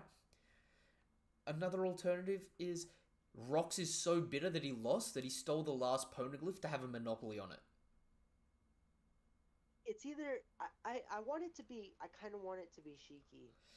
Like, See, based on what we've heard and everything we've seen of Shiki, it's probably not because it has the black ship. Shiki ship is of course like a big flying rock. From what we've seen in Strong World. um, It creates whirlpools. Shiki has the float fruit. I don't see how floating can create like whirlpools like we've seen. you But you remember that I don't know. I want to. you Huh? you remember that cover spread from the Decks of the New World, 500 million Berry Man arc with Crocus and that random person at the Twin Capes? Yeah. I I think I remember that. I could see that being the man marked by flames, and they Mm. definitely do look like Shiki, but on a really random tangent, it would be the biggest middle finger to people. But what if the man marked by flames is Odin, and he didn't die?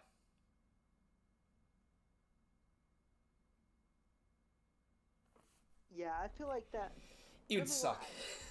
Yeah, I feel like that would suck, and I feel like that would kind of be almost impossible, considering like if it was like an off-screen death, like if it was just the narrator, like yeah he died, or Kaido bringing up offhand in a sentence, like yeah he died.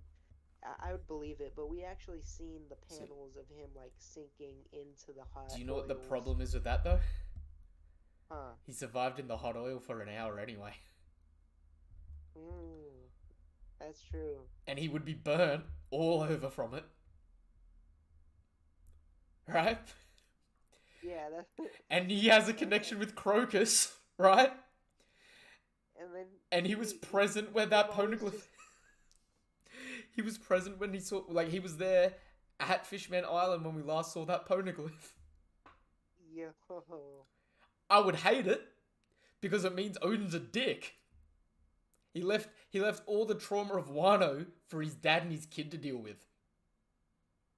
Right? I mean, to be fair, that would mean that the apple doesn't fall too far from the tree because Odin's dad wasn't that good of a dude either. The only thing that puts a stop to that theory is the fact that Odin isn't a good sailor when he's sailing by himself. That's why the ship's always surrounded by whirlpools. Mm. Because he's stuck in a storm and can't get out. Well, look, that is a joke answer. Even though, like... But the actual joke answer is that he wasn't actually a dick who abandoned Wano. He's just stuck on the calm belt somewhere. And he's too stubborn to die. He can just eat seagulls, but he can't, he's not a strong See, swimmer. So he can't swim for it. So he's just stuck out there. A problem I have, and this is like a little theory I had on the week of it. The man marked by flames on a ship, black flag, black sails, everything, followed by a storm. No one can get close or their ships sink, right? The problem I had with that is immediately the two things that stick out to me is man marked by flames and like whirlpools, whirlstorms, right? That's just a fishman that was a former slave. Like, design-wise, that's Jinbei, right? Right. He's got the sun tattoo, marked by flames. Anyone tries to go near his ship, Fishman Karate sinks the ship. Like, the poneglyph was last at Fishman Island. We know Roger had a fishman on his crew. Who's to say it's not Sambo? Like a former slave turned Roger Oh. pirate. That's actually a pretty good theory. The problem is, it's like, because it's like, at the beginning of the story we got Shanks, at the beginning of the Grand Line we got Crocus, at the halfway point we got Rayleigh, at the end point where's our Roger pirate? Is it Right. Odin? Is it Odin at Wano?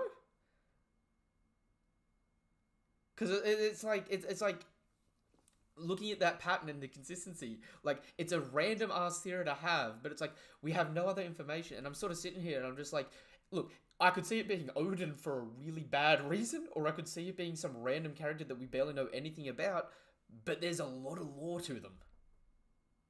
Right. Especially since it's the road poneglyph that was on Fishman Island. They left one poneglyph, but they got rid of the road poneglyph because it would have meant like if you're a fishman and you left a road poneglyph on Fishman Island and everyone's looking for road poneglyphs, wouldn't that just mean a lot of fighting happening on Fishman Island? Yeah. So it makes sense for a native to get rid of it to protect their people. And if Emu figured out that it was on Fishman Island, I wouldn't doubt us getting a Lucia type event. You know what I mean? Like, of course we know that before they didn't do it because the Mother Flame wasn't, or Mother Frame, whatever, wasn't completed until now, and then Lucia was literally the first test. But yeah, if anything, they would have got Buster called. So Yep. it would make sense of a native fishman actually moving The poneglyph. yeah, Because keep the rest of the fishmen safe. another thing that we haven't really talked about or addressed is a ship all in black, right? And a man marked by flames. What happens if you burn a ship? Chars, right? Yeah. Right? So, where is Roger's ship? Hmm. I have That's pretty literally never thought that before at all. No. But Yeah, now yeah, that it's said out loud, I'm like, oh. It's also made of atom wood, Probably so we know it should've. wouldn't have been destroyed. So even if it got burnt, it wouldn't have been destroyed. It just would have been charred. That would be. How do I if have it never was- thought about? That would have to be. Wait, there was a fishman on Roger's crew. Sambo. So is it possible that it's being kept safe on Fishman Island? Just in a bubble Well, What if it's just somewhere? Scopper Gabon getting followed by what's his name again? That the fishman that was on the crew. Sambo. Yeah, it's just Yeah, Scopper and Sambo, the remnants of the Fishman. The remnants of the Roger pirates. Yeah, one sails the boat and the other one just creates whirlpools around it. I mean, like, what's to stop it? You know what I mean? Because the best part about that is, you've got a Roger. You got a Roger pirate at the entrance to the Grand Line, at the halfway point of the Grand Line, and then at the final piece to get to the One Piece, because they read the story. Because Laugh Tale's named Laugh Tale because the poneglyphs tell a funny story about Joy Boy, right? What's to say that the funny story on the poneglyphs isn't from 800 years ago? Someone with advanced future sight writing out Luffy's story. That would be cool. And Roger laughing at Laugh Tale is because he's laughing about Luffy's journey. Yeah, and It would also explain why he was so adamant. Like, if it doesn't specify names, it would be why he was so adamant that Ace would be the one to take on his will, if it was just a description of a young, dark-haired boy. Mm-hmm. Because then that would have made sense why he was absolutely so adamant that his son, his child, would be the one that passed everything on. Yep. Mm. There's some seediness to it, because, I mean, like, we've got future sight, but, like, not just Katakuri future sight, not just Kaido and Luffy future sight. I mean, we've got Yasop, who's stated to be able to permanently be in a state of future sight, but we've got people like Charlie who can predict things decades before they happened. right? Right.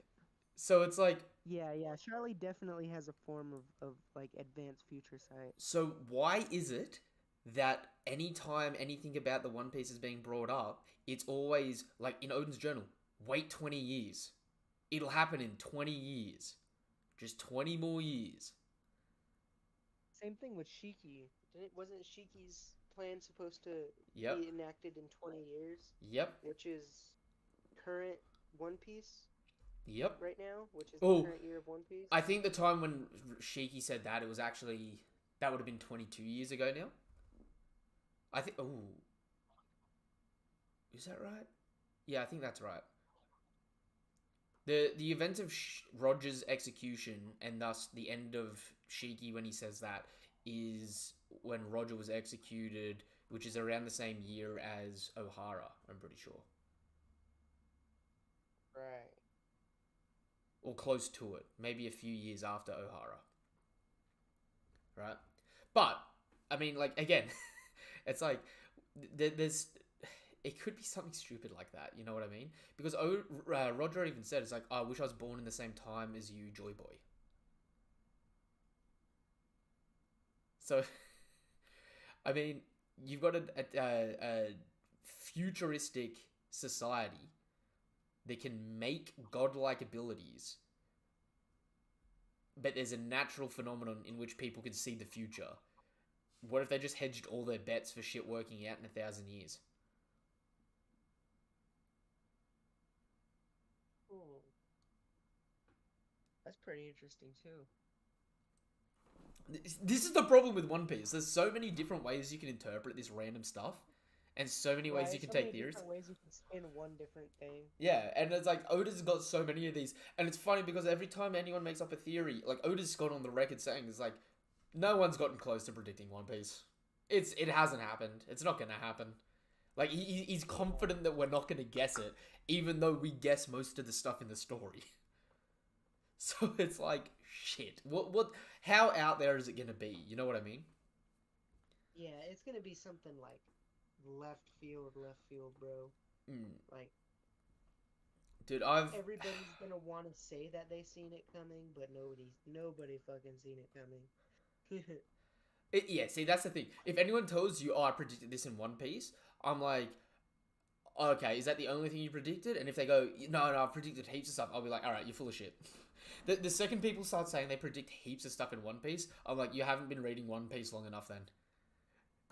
Like, yeah. it's just so random, man. All of it is just so random.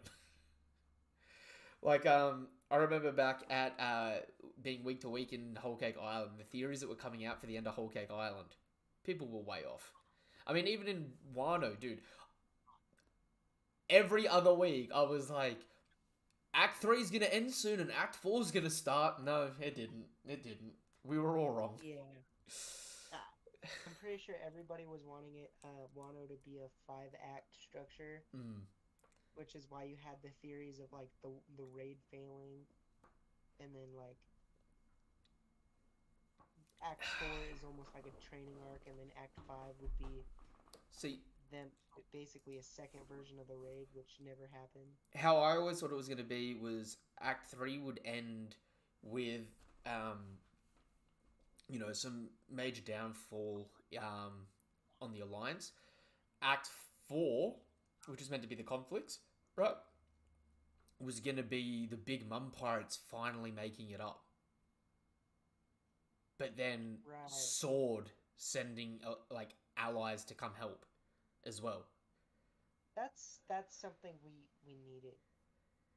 We needed like the Big Mom Pirates to actually do why tease them there if they weren't going to be there? Yeah. Like, of course we got like Sparrow, but that's Sparrow, bro. Yo, like he fought Carrot. That's also another huge faction that we haven't seen. Those Big Mum Pirates, last we heard were fighting CP0 4 weeks ago. Oh yeah. And we've seen Whole Cake since then, and they weren't present there. So maybe they're all in Impel Down now too. Maybe most of the Big Mum Pirates got captured. that'd be pretty crazy. You'd be gutted if your boy was behind bars. No. Cat's safe, but it's like Oven. It's Yeah, I was gonna say no way they can capture Cat. well, it's Oven and it was Smoothie there. I'm pretty sure Smoothie was there. Yeah, no, Smoothie was on the boat going to Onibashi. Yeah, right? yeah. So she could be an Impel Down. Like those big mum pirates that were heading to Wano. Last we heard, were all fighting the CP members. So it was of note. Perospero, Raisin. I'm forgetting her name, but the lady with the big sword, Gillette, Smoothie, Flampe, Daifuku. Right? Yeah. No, yeah, it was Daifuku. So it's Daifuku, Montdor, yeah, there's like Flampe and stuff like that. There were a fair few like big mum pirates there. Just for King to no, it King wasn't and Marco. It was yeah, it was King and Marco. King the first time, and then Marco the second time. Yeah, that was such a blue ball, bro. Like, yo, that like tease the big mom pirates coming up the string twice just for him to get kicked down by Commander. Ooh. Like what? If they've all been captured, it's either to write them out of the story, or if Cross Guild or Sun Faction does get involved with Impel Down, that just means they're coming back then. Does it not? Yeah. Also, Yeah. that means someone on CP0 at Wano beat Smoothie.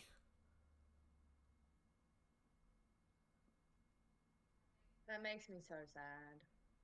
Poor girl getting off-screened like a madman. But, mind you... That's what I'm saying.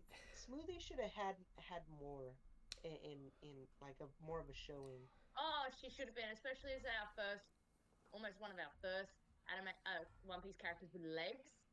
Dude, Smoothie... She did have that cake, but sidebar, she definitely should have had more of a showing in terms of disability. I was really disappointed with that. Smoothie should have made it up with Perospero, and the big difference should have been between the two of them is how they played it out. Because obviously they're there to follow Big Mum's orders, right? You should have had Perospero, because he's a bit obnoxious and stuff like that, trying to do his own thing, which he was hunting down Marco, trying to deal with that until Nekomamushi dealt with him. But with Smoothie, it would have been more interesting if, because when she got there, the Beast Pirates being in conflict hadn't met the Big Mum Pirates yet because they hadn't made it. If some of the Beast Pirates were attacking her, and she kind of had to defend herself, so she was taking out Beast Pirates on accident, trying to be like, no, I'm an ally. Because then you could have had some more interesting interactions there. And, I mean, shit, you could have had Kid's crew and Law's crew go up against Smoothie. Or even Brooke in a high diff fight with backup. Yeah. I feel like Oda wanted that to happen, but ended up writing it out of the story because of how long Wano's like been since we've been there. Because it did feel like he was trying to set up the Big Mom Pirates to do something, and then he just decided against it. Imagine Smoothie grabbing Brooke and juicing him, but nothing comes out, and Brooke goes, hoo hoo hoo, it's because I'm nothing but bones. That would be hilarious. Right? And then proceeds to like... I'm as dry as bones, because she juices and because I'm as dry as bones. You know how she slashes with moisture? Yeah. Brooke's freezing it. That would have been a great matchup, because he may not be as strong as her, but it could have been like he's a hard counter to her abilities. So with a bit of backup, that would have been an interesting fight instead of Brooke one-shotting a number. Like, no offense, those numbers were so useless that I actually would have been more happy to see like Heat and Wire from Kid's crew take them on. Yeah. Because at least then they would have had some feat other than just getting like no screen time, extreme high diffing gifters. Like, I don't know. Wano, the climax of Wano, like, I loved Wano as an arc, and it was a great arc, but it's like, there's like 20% of stuff like, even if you kept it the way it is, for the most part, 20% of stuff, I feel like I could just touch up, and it would have made it so much more enjoyable. For example, one thing, and I never stop complaining about this, because this is something that actually pisses me off. You know how Otama was part of the Alliance and was paramount in bringing the gifters over to their side? Right. Ex-Drake destroyed her village, killed the 5 samurai protecting her village, and is the reason she's in poverty. Why did we not have a moment when ex-Drake tried to join the Alliance of Tama being like, no, we can't, he's a bad guy? Right. And then you maybe have Drake trying to explain, it's like, look, I was undercover, I'm sorry. I did what I did. Right. Like, there could have been more repercussions. That would have been cool. We would have seen like a conflict with his justice. Because instead, we get introduced at the beginning of Wano to a town that X-Drake destroyed, and by the end of it, we're under the impression that X-Drake hasn't done anything bad working for the Beast Pirates. He's just undercover, and they're easily sniffed it out. You know what I mean? Like, how did we not get a moment of actually seeing the Beast Pirate, like a flashback or something, where it's like, to earn their trust, he had to do some pretty deplorable shit. Otherwise, they would have just been like, you're a plant. Right. And, like, I know that he got found out in the end anyway, but it's like, even if it was, like, him having to try and keep that cover up, it would have been interesting to see. Especially since he shot himself in the foot and got caught for freeing Law. Like, the way Hawkins flipped on that man. Snitched him out in a heartbeat. For real, though. And even that, I feel like there wasn't enough, at the end of it as well, on the whole conflict of Law's crew not being trusted by the Alliance. Like, as soon as the conflict started, it was like, yeah, it's fine. They're all good guys. Nothing came of that plot point being set up in the first place. You know what I mean? Right. Same with the Need-Eye. What happened to the Need-Eye Kitetsu? It's Kaido took it after he beat Luffy and put it on a shelf somewhere. Like, I thought that was gonna be way more important than it was, because Zoro even like looks at it, and he gives like a knowing look, and like Oda like refuses to let Zoro touch that sword even once. Like in the scenes where Luffy has it, so you're thinking, oh, it's gonna be like important. Like he's gonna touch it and like get memories, and then like later on you're hearing that, oh yeah, Zoro's gonna end up getting a new sword from Hiyori, and instead of Kitetsu 2, he gets Enma. Which, I mean, I'm not complaining about, because Enma is a cool sword, but I think I feel like Oda should have went with Kitetsu too. I think Enma is training wheels for Zoro.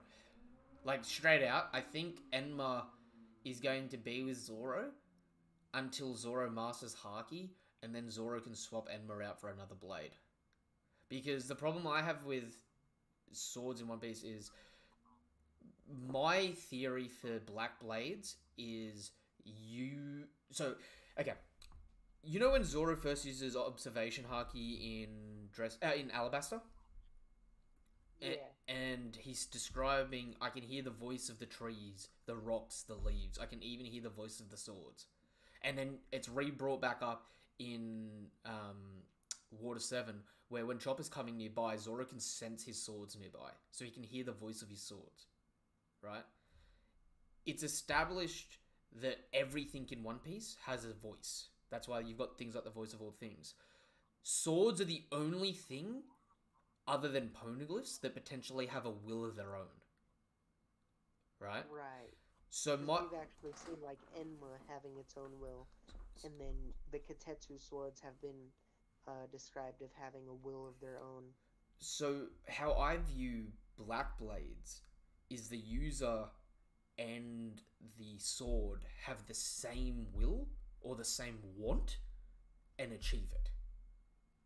So Right. the only two confirmed Black Blades we have so far are Ryuma and Mihawk, right? Ryuma's whole story was he was a samurai who defended Wano from invaders. And from the one-shot monsters, we see that he's a really nice guy that just wants to help people. Right? So if his goal was to, like, protect Wano, his sword turned into a black blade as he's protected Wano for years. Right? Whereas for Mihawk, Mihawk states Yoru is the world's strongest black blade. Okay, well, if the will of Yoru is to be the world's strongest black blade, and Mihawk's will is to be the world's strongest swordsman back in the day, then they achieve Right. the same goal by doing the same thing and beating all the other swordsmen at the time, or at least proving themselves the strongest in some capacity. Right? Right. Zoro's goal now is to do the same thing, but his swords aren't necessarily stacked with the same will. The only one would be the Wado Ichimonji, which was Kuina's blade, which goes back to the origin of his, like, story. He wants to be the world's greatest swordsman because of Kuina. You know what I mean? So the Sandai, Nidai, and Enma, if you look at what their wills are, Enma's will is seemingly the same as Odin's will, which was the same as Shisui. It was to protect Wano, right? Which is why when Zoro's fighting Kaido, the sword is wanting revenge against Kaido and draining Zoro's Haki to attack Kaido. Whereas post Wano now, either the sword needs a new ambition of some capacity, or it's eventually going to run its course when Zoro masters Rio and Conquerors. Right. In which case, the next thing to do is, like, okay, well, the other sword he's got at the moment is the Sandai Kitetsu. What's the Sandai Kitetsu's will? Well, it's just to cut things down. Like, the Kitetsu blades are meant to be like indiscriminate cutters, aren't they? Very similar to, if you look at Shiryu. Shiryu, when he first gets freed of Impel Down, his Ryu blade wants blood. So he immediately cuts down the people that freed him. You know what I mean? It's like, swords in One Piece have had this weird thing. We know that, like, Roger and Whitebeard didn't have black blades, and Shanks doesn't have a black blade. Well, what's the will of their weapons? You know what I mean?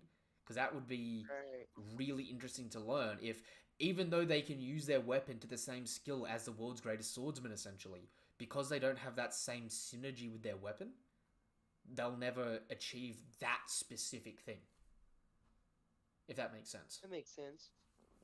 And I feel like that's very consistent throughout One Piece, because it's like swords are the only thing that have been given that same emphasis of personality. It could be applied to pretty much anything, but because swords are made much like poneglyphs, where you've got to craft it, and we know that like those people that make weapons, we know from the Zoro flashback, right, that the guy that made the Enma and whatnot, when he made Enma, that was the best blade he could ever make, and any other blade he tried to attempt after that, he couldn't get as much soul into it, right? So he couldn't pour as much of his will into it because he already poured his will into another weapon. Whereas you've got people like Odin's dad who made blades like the Nidai... No, sorry, the Sandai Kitetsu, was it? Yeah. Yeah, he made the Sandai Kitetsu, and because he's not as invested in it, it was a good sword, but it's only like a second grade sword. You know what I mean? Like, it's not Right. it's not a Shozai Ozawazamono, it's not a Wazamono, it's just a named blade. So it's Yeah. Zoro's weakest sword at the moment. Whereas, like, if you look at that level of it, it's like, you know, basic haki, intermediate haki, and advanced haki, almost, in the sense of making a weapon. It's like, you pour your same energy into that weapon, and it develops the will of whatever it was intended to be made for, sort of thing. I feel like at the moment that's the one thing that Zoro's missing. He's missing synergy with his weapons, which is why he's either only going to make the Wado a Black Blade permanently, and the others won't be, or he's going to need to swap his swords out before the end of the story. Right. So he's got a slightly different roster, which, I mean, could come back into the Need Eye Katetsu. Maybe he already has it. When we get to the final war, he already gives him the Need Eye, but it wouldn't make a lot of sense for him to get a new sword in, like, the final arc and get all that character development with that, necessarily. So I'm leaning more towards just the Shodai for it. I don't know. What are your thoughts on that?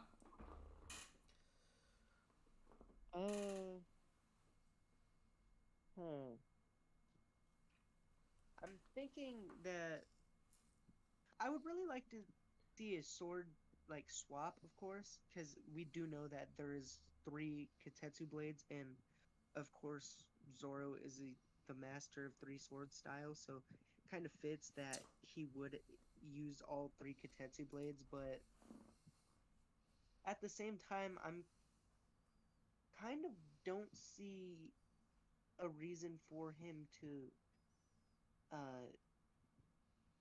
exchange any of his blades as of right now, considering he just got Enma, so I don't see him like unless he get his Shisui thing. But even then, Shisui, the only reason he gave up Shisui is because he was getting Enma, and even then he kind of didn't want to do it. See, I could see a situation where if he has another interaction for whatever reason with Hiyori, if Hiyori now has the Need Eye, he's like, oh, can I have a look at that sword? Sweet, I'll return you your father's sword in Enma. I like this sword more. It kind of feels more like my thing. Right? And then he could collect the Enma with that. Because it's like, if you believe in the theory as well that oh my god, I get to use his name instead of just the board Gorosei. Baron V Nusjuro. Ooh, fancy. If you believe the theory that Baron V Nusjuro has the Wado Ichimonji, the Ichidai Kitetsu, right? The interesting thing there would be, if you're looking at Zoro's blades, that would mean the Wado and the Ichimonji is, or the Kitetsu the first, is both white blades. So maybe Zoro's theme is going to be to get 3 white blades that he turns black. Right. You know what I mean? Like, there's, like... That would be interesting. Because just aesthetically, there's something sort of pleasing about seeing that as well, isn't there? Just from, like, a color palette standpoint. Where, like, everyone else is turning blades black. He's got 3 white blades that he turns black. Fancy. Yeah, that'd be cool. I like that. Alright, that being said, does anyone have any predictions for the next chapter? Because we've been going for 3.5 hours now, and I think we should wrap up because I need to get some feed. Garp's gonna die? Oof. If Garp dies, it'll be in the next chapter, if he dies. And I think if that's the case, it's going to be felt. If he doesn't die, then it's also going to be revealed in this session. Ooh! Next thing, but oh my god. Screw you, Garp's not going to die. There's Blackbeard pirates on Egghead, and Luffy's going to find out that they've got Garp through that.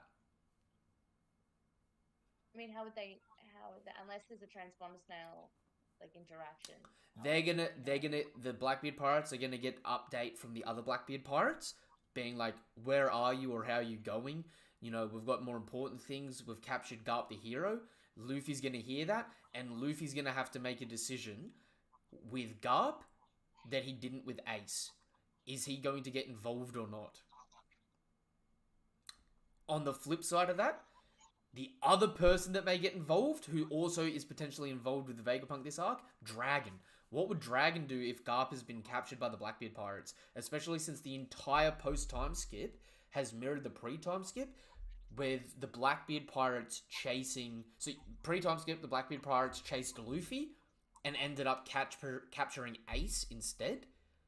And then It had depends honestly how Dragon feels personally about his dad. If they had a falling out for whatever reason that they did, that we they know were they're like on still such polar opposites of the political spectrum, though, on you may speaking not do terms. nothing. Yeah, but speaking terms is not, I'm going to risk potentially the crumbling of my own organization if something goes wrong with this to rescue you. That is not the same as being on speaking terms. Okay, I agree. He doesn't bring the revs. He comes solo.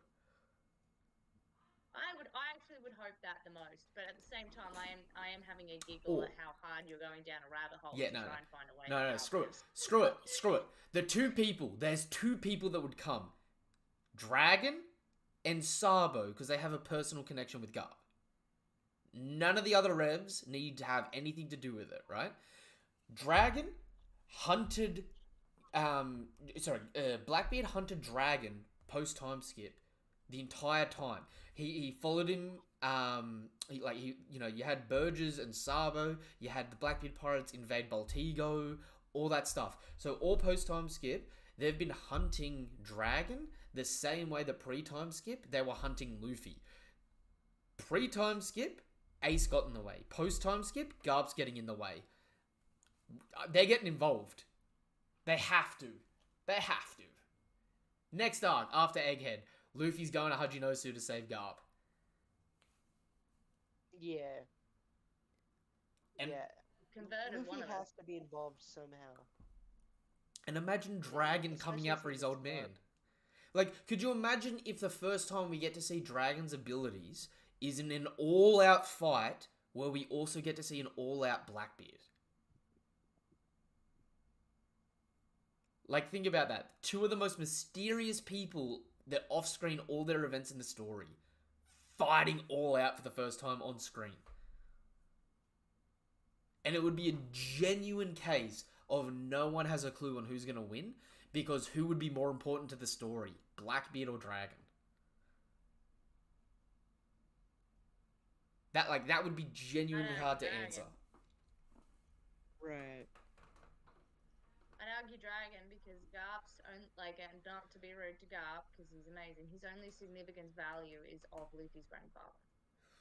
Dragon's significant value is not Luffy's father first. It's actually head of the Revolutionary Army, and then Luffy's father, who poses the interest. So arguably, narratively, not to shit on Garp, but it would be that Dragon is more important.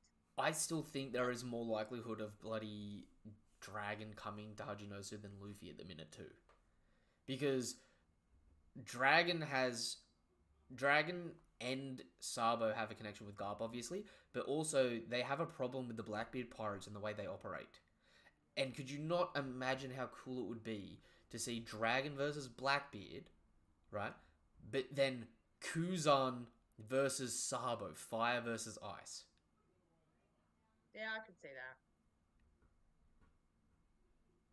And it's like, look, the rest of the Blackbeard pirates. I actually hope Dragon pops up because it's about time we see Dragon do something.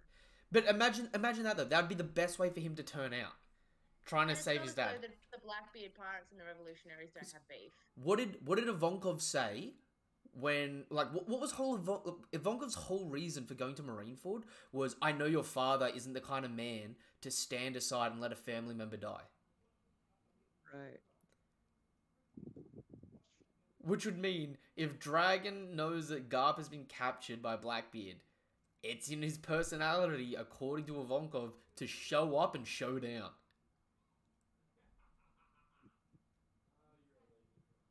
I don't know. I reckon it'd be amazing to see. I'd be so damn excited to see it. Let's hope you're right. Imagine we get Egghead, and that's the Straw Hat arc, and then on the cooldown after that, we immediately pick up with the Revs attacking Hajinosu. I like that. Like, dude, okay, no, the matchups are getting even better. Okay, right. Think about this. He's broken now. Morley versus Alvaro Pizarro. Morley can bury through Pizarro. I've always wanted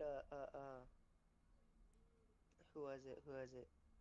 I want Frankie to fight San Juan. Oh, dude, that'd be a cool Because- fight. Yeah, the colossal battleship versus Frankie and his battleships. I like that. If not Frankie, I've always wanted it to either be Frankie or Usopp. Because Yeah. Usopp on some David versus Goliath shit with the slingshot to the head taking down the giant. Yeah, that would be cool. And like I Yeah, know that'd be cool. I know it's bad because Who like would yeah, Robin and Nami I in this super? I think it would be a really cool matchup as well, specifically because if it was a 2v2. So, say it's San Juan Wolf with Van Orga, and it's Usopp with, say, Chopper or Frankie, right?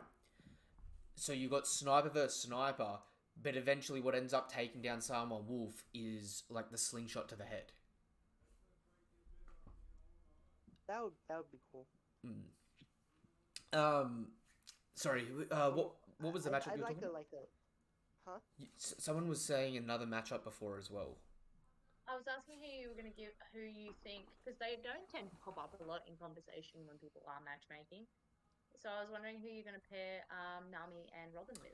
Look, I for one want Robin to be able to fight Katarina Devon, but realistically, in this situation, what I probably would put money on is Robin doesn't have a fight at all because Robin and Kuzan get taken out of the fight to deal with each other.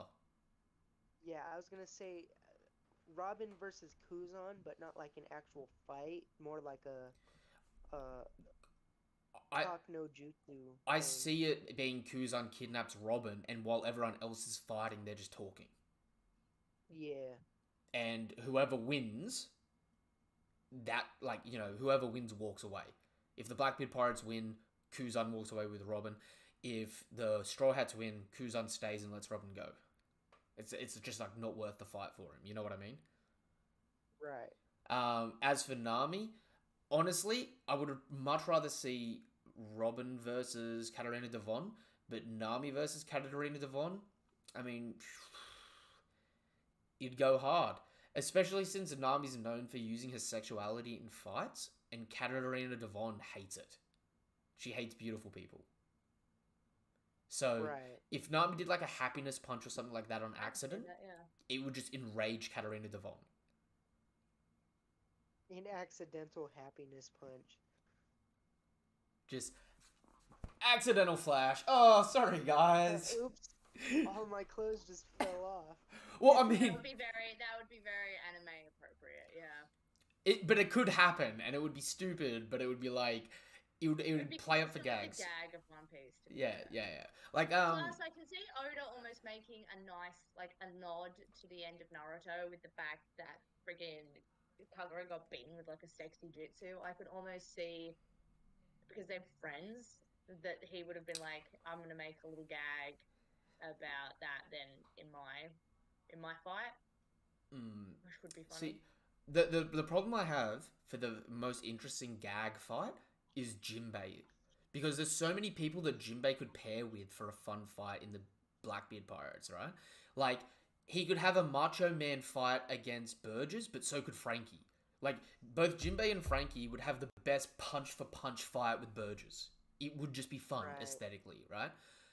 But could you imagine Jinbei fighting Vasco Shot and water-bending the alcohol back at him?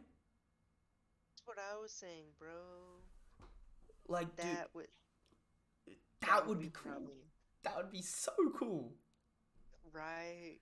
Like, bro. It just straight up, it would be the funnest thing, right? And to make matters even better, it'd be like, a callback almost to his fight with Ace, where he's like, this fire is so weak compared to his, and just like waterbends it back and just burns Pizarro's throat. And because Pizarro's, we don't know if it's a Paramecia or a Logia, right? But if it's a Logia, does that not give Jinbei an amp because it's a liquid? So he would do more damage?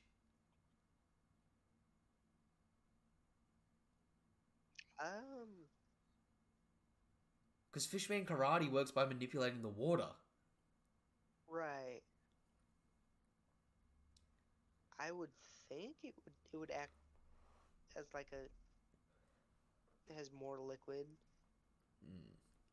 It weirdly enough, when it comes to the Blackbeard Pirates, it's like I've got multiple potential matchups for different reasons, but like the same reasons for one character are the same reasons for another. Like Frankie Right. and Jinbei doing a boxing match against Burgess would be cool. Just like Frankie or Jinbei fighting Saruman Wolf would be cool because he's such a big target. They're two people that can deal with that big scale.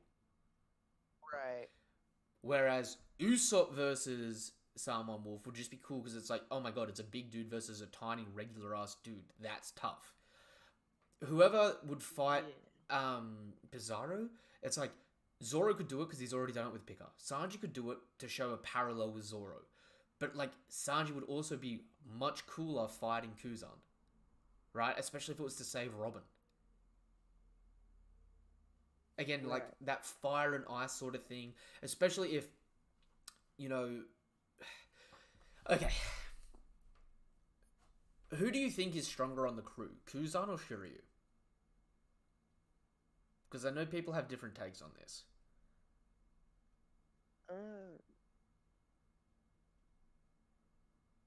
Tough to say.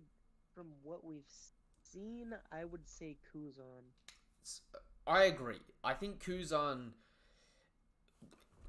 I don't look at Kuzan as a member of the crew. I look at Kuzan as the strongest ally, right? So, like, Big Mom, her biggest ally was Judge. Kaido, his biggest ally was Orochi. Blackbeard, his biggest ally is Kuzan. Even though he's the 10th Titanic captain, technically, I view him more as, like, an ally than a crew member in that regard, right? With Shiryu, Right.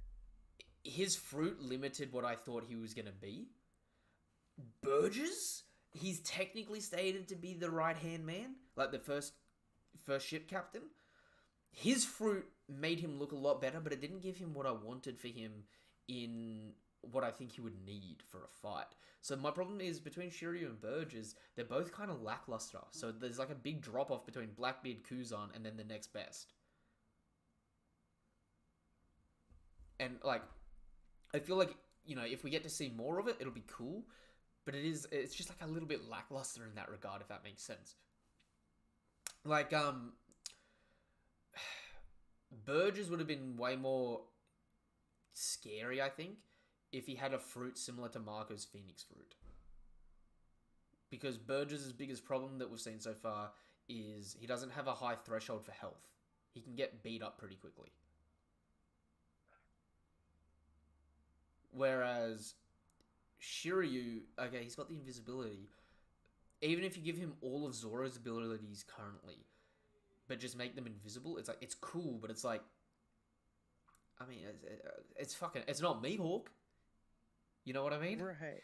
And it's like, we see observation haki work against invisibility, so it's like, okay, you get a little bit of a boost because it takes people a little bit longer for their observation haki to work, but it's like, it's not super, like, it's not groundbreaking stuff, if that makes sense.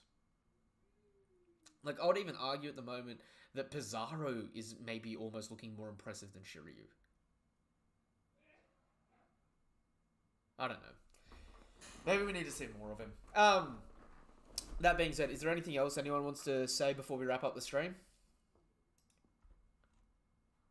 Good. Yeah, I'm good. I have basically got everything off my chest. Alright, perfect. Same. Well, thanks for coming through, Young. It was good to have a chat with you about One Piece. You're always welcome to join. We do these pretty much every weekend whenever there's a chat. Yeah, man, it was pretty fun. So if you ever want to hop in, feel free. You've got the permissions now on Discord anyway, so you're always welcome to. That being said, Glitter, Young, say goodbye, my guys. See ya.